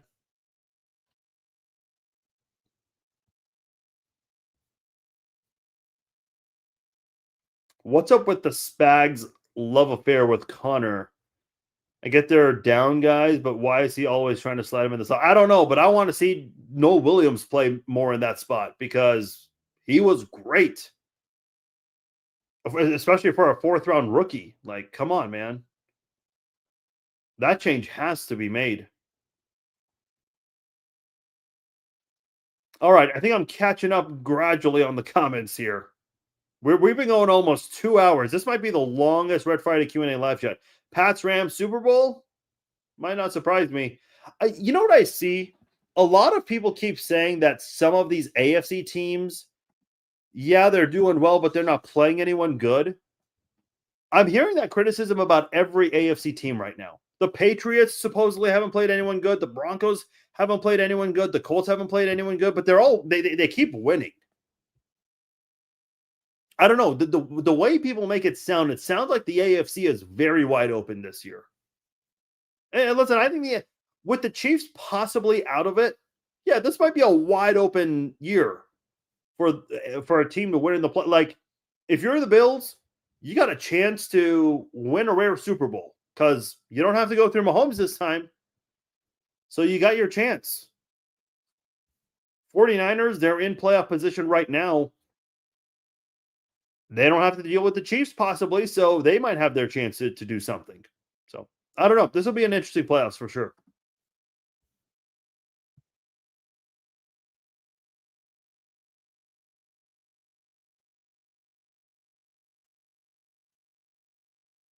Yeah, you guys got to chill out in the comments. What was I just saying? Like, come on. People say so many weird things on the internet. Look, I greatly appreciate the platform I have. It's gotten to the point, and it's been this way for a few years now. There is no way in hell I can keep up with the comments. For those who've been longtime listeners, you guys know on the podcast, we had a tradition in the Andy Reid era. Anytime the Chiefs lost the game, we read every single comment because at the time we were not doing live shows. But man, we were able to read every single comment because it didn't take that long. Can't do that now, but Jesus, some of you guys need to chill out, man. Like, it ain't that deep. What did Andy Reid say? You know, we just played Andy Reid's audio clip of world peace. Maybe that applies to the chat right now.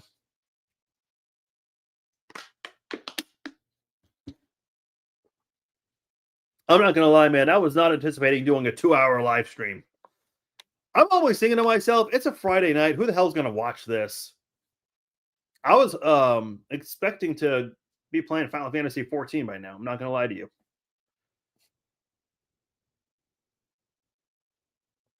Isn't this last year on Mahomes' contract? No, he's under contract until 2033. The Chiefs need draft pick for McDuffie trade. Hate it, but it almost has to happen. Yeah, it does. I think autocorrect got you on a couple of words there, but I get your point. Yeah, they gotta get some draft picks. They need that. They can't afford him. So instead of letting him walk, get something out of him for sure. I don't know what you're going to get for a quarterback that does not get a lot of interceptions, but is great at doing a lot of other things. I'm sure you'll get something. Listen, you got a second and a fourth for Marcus Peters. Now, the Chiefs also gave up a sixth. And by the way, the second and the fourth were not the same year. I'd like to think the Chiefs could get either a 1 and a 4 or a 2 and a 3 for McDuffie. I'd rather take the 1 and 4, but if a team's offering a 2 and a 3 or even 2 second-round picks, I would never say no to that.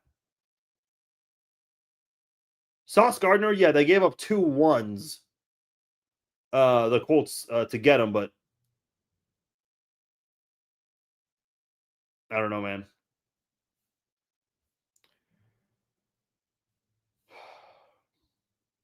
I agree, Doreen. Someone mentioned this on Twitter the other day. Tershawn Wharton, man, that dude was a difference maker on that defensive line. I knew he was not coming back. I knew he was getting a big deal. I mean, that's why the Chiefs drafted Omar Norman Lott, and they also got Jerry Tillery, who's done nothing for them. Would you give 3 first-rounders for Myles Garrett? Not really. I mean, he is great right now. 3 firsts? No. Would I be willing to give up? What did the Chiefs get for Jared Allen? It was a 1 and 2 threes. And that was when he led the league in sacks after being suspended the first 2 games that year. Remember that?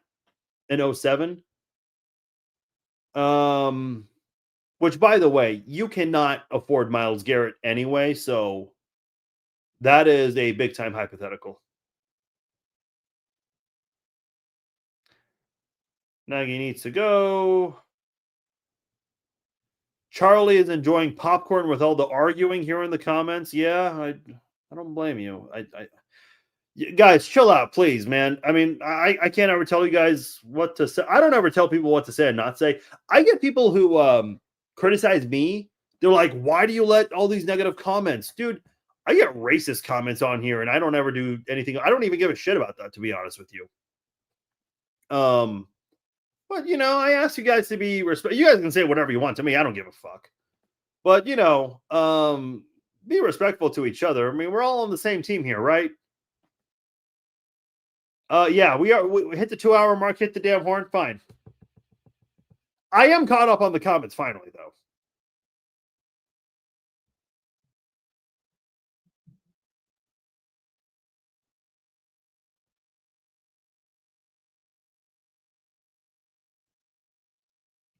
Don't goggle it. I think you meant Google it. Oh boy, yeah, we gotta. We got.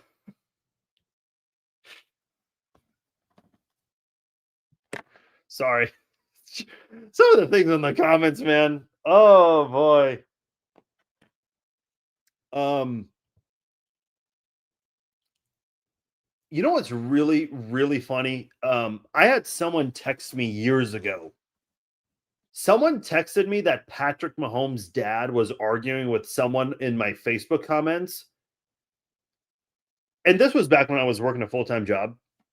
And I laughed and I was like, yeah, right. Patrick's dad in my comments. Like, why would he do that? And then several hours later, I open up my Facebook and I'm like, holy shit, there's a war going on between Pat Mahomes Sr. and some random guy. I'm like, why? Yeah, Tillery's barely been used this year. Yeah, Marion says he's done nothing. Yeah, I don't know. I love you, Farzine. I love you guys as well. I love every single one of you guys. Yeah, Pennell has been quiet. He's been kind of underwhelming since he returned. I agree. Any thoughts on bringing back Doug Peterson for OC? Yeah, when we were talking about potential replacements, if we get to that point, if the Chiefs have a pair to move on from Nagy, in order, I would want Eric Bieniemy, Mike Kafka, Doug Peterson. Those would be my top three. And listen, I like Doug Peterson when he was in Kansas City. And I think he did some good. I think the Eagles fired him a little prematurely, but excuse me. I mean, I don't think it matters too much because then they win a Super Bowl after him. Yeah, they did. So I don't know. I saw Pat Mahomes' dad after the game. I'll just say he wasn't happy about the outcome. In Dallas? Yeah. By the way, I listened to Patrick Mahomes' press conference. I haven't watched it. Apparently, you can get like a different vibe when you watch it because he looked kind of shocked. So I'm going to need to go back and watch that. But Mama said earlier, what do you think the chances are that Nagy is gone after the season? See, this is the best question that anyone's asked. Like, what is the real? First of all, no one's hiring him. Like, if a team hires Matt Nagy to be their head coach, that can be your Super Bowl for this year. I'm not kidding you, man. If an NFL team with a head coaching vacancy is willing to take Matt Nagy off your hands, if that is the sacrifice for not making the playoffs this year, I will take that, man. That'll be my Super Bowl for the Chiefs this year. Now, if a team decides not to hire Nagy, will the Chiefs move on from Nagy? I don't know. I don't know if the Chiefs will do it. That I don't know. They won't move on. They like doing the same things and is expecting to slip by. Yeah. You want to talk about getting people more involved, the offense. Let's talk about Jalen Royals. Why did this man never get involved in the offense? I know he was hurt early on, but you were still missing Rashee Rice. Like, I remember when Rashee Rice, the suspension was announced, the thought was, hey, Jalen Royals might be able to do some of the things that Rice does. He hasn't even been picked. He hasn't even been targeted yet. Not once. Patrick wants Nagy to say, "Yeah, that's my thing." I think some players have too much influence and they shouldn't. So there you have it. Listen, I got nothing but love for Clay from Red Tribe Cinema, but I just saw him post and say the Chiefs can still win the AFC West. That ain't happening. That is not happening. That will not happen. Could they? Sure, they could. But will they? No. That is not happening. Who is my upset pick of the week? I don't know, man. I'm already doing bad this week compared to last week. Last week I was 12-2. So far this week I'm 1-3. I picked the Chiefs, the Ravens, and the Eagles to win. The only game I got right was the first game of the week, Packers-Lions. My upset pick is, it's Houston over Indy. That's my upset pick. That one I would love to be wrong about, but I doubt it. I highly doubt it. Let me check Instagram quickly. KD Wilson, do you think the criticism was getting to Pat about the deep ball earlier in the year? Listen, I'm sure he's aware of the criticism out there, but I remember in press conferences, Mahomes was saying, "Yeah, we're going to get that deep pass game going." When? You're 6-6 and you don't have it going. I don't have all 22, but can our wide receivers not beat man consistently? I hear that, but is that true? Oh, I mean, listen, they're just not getting separation. That's been the big issue. Chiefs definitely missing Reed, yeah.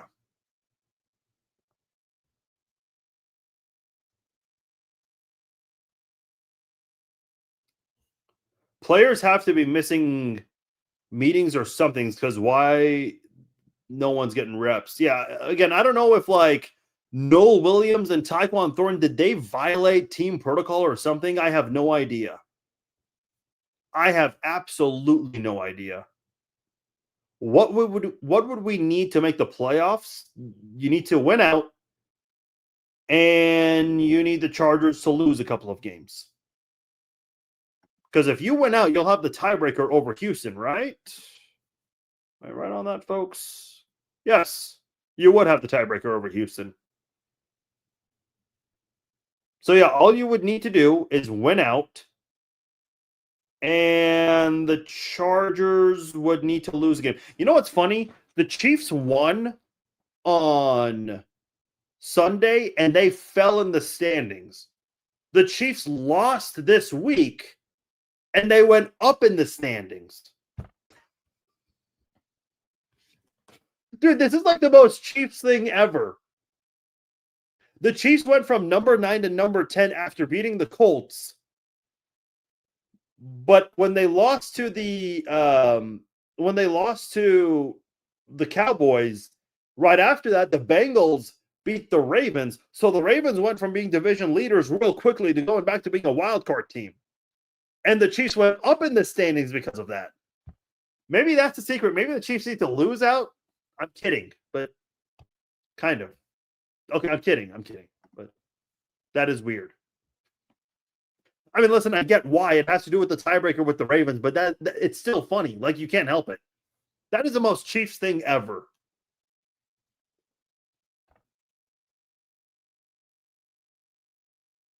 I'm aware, but still, like, you can't laugh. You cannot not laugh at that. Here's what sucks about next season. You know, the Chiefs, Bills, and Ravens will be back in it next year, and we still have a chance to play them with a third place schedule. That's, yeah.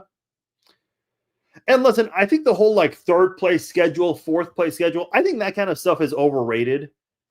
That's all based on the previous year. What matters is the teams and how they're doing the same year you play them, right? Okay. I am caught up on the comments. 2 hours and 10 minutes. Yeah, this has been the longest Red Friday live chat ever. I thought I was going to be back playing Final Fantasy 14 by now. So I'm going to go ahead and sign off here. I appreciate you guys. You guys are awesome. Air horns for you guys.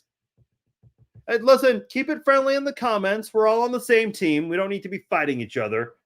If you guys enjoyed this, which I think you did because you guys are all still here watching, please share this with your friends. Let them know about the Red Friday Q&A live chat. If you haven't subscribed to the YouTube channel already, since a lot of you guys are watching, let me comment that because that is slowly starting to get more and more up there. Please subscribe to the YouTube channel if you haven't done so already. I am commenting with that right now. It's 2 hours and 10 minutes because the fans are upset. Yes, that's why we had a shit ton of callers last night after in the post game podcast, because we get more viewers and more comments when the team is losing. I've criticized you guys. I'm like, why do you guys not bring the same energy after a win? But listen, I love you guys. I appreciate you guys. You guys are the best. Subscribe to the YouTube channel if you haven't done so already. If you already have, please tell a friend that loves to listen to Chiefs podcast. Let them know about it. And Airhorn was dead. What? I literally hear it. I literally hear the air horn. Did you guys hear it now?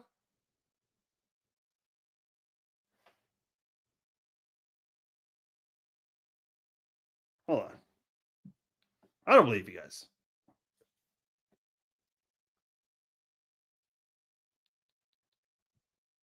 Oh, whoops. Wrong clip. Okay, let's see.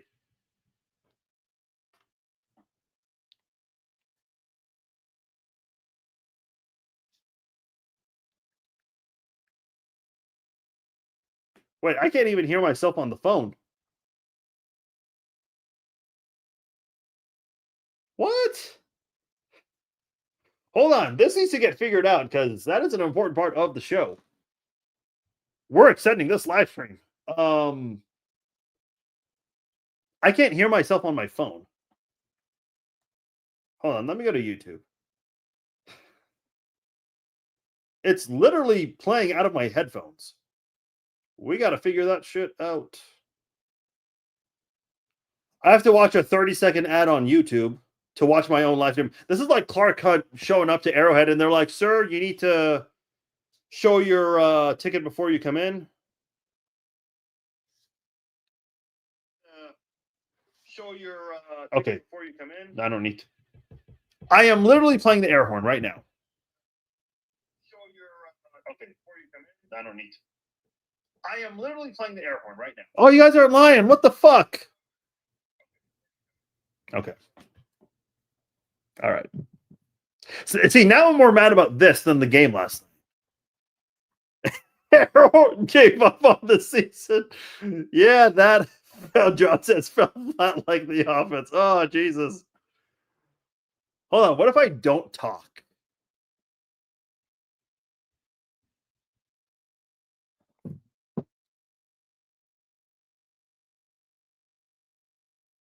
Yeah, it's not playing.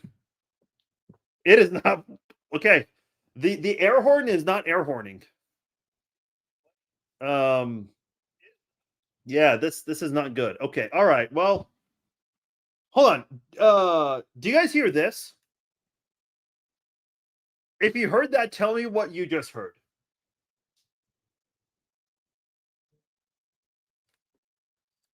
What about this? Air horns on a subscription? Probably. Did you guys hear either of those two clips I just what?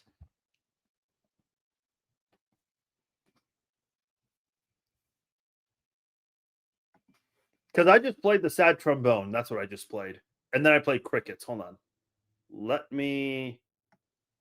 Oh, I think I know the issue. I'm an idiot. I know what's going on. I was using my MacBook microphone the entire time. This entire live stream. See, every time I forget to check my audio settings, it's the wrong. See, okay, there we go. See, now.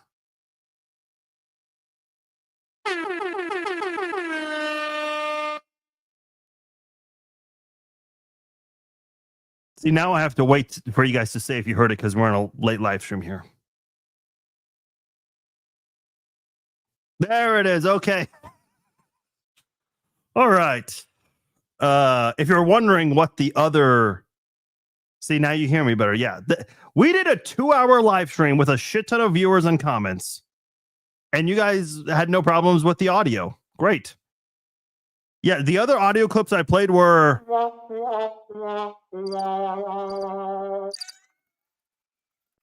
Yeah, I was wondering what was going on. Okay.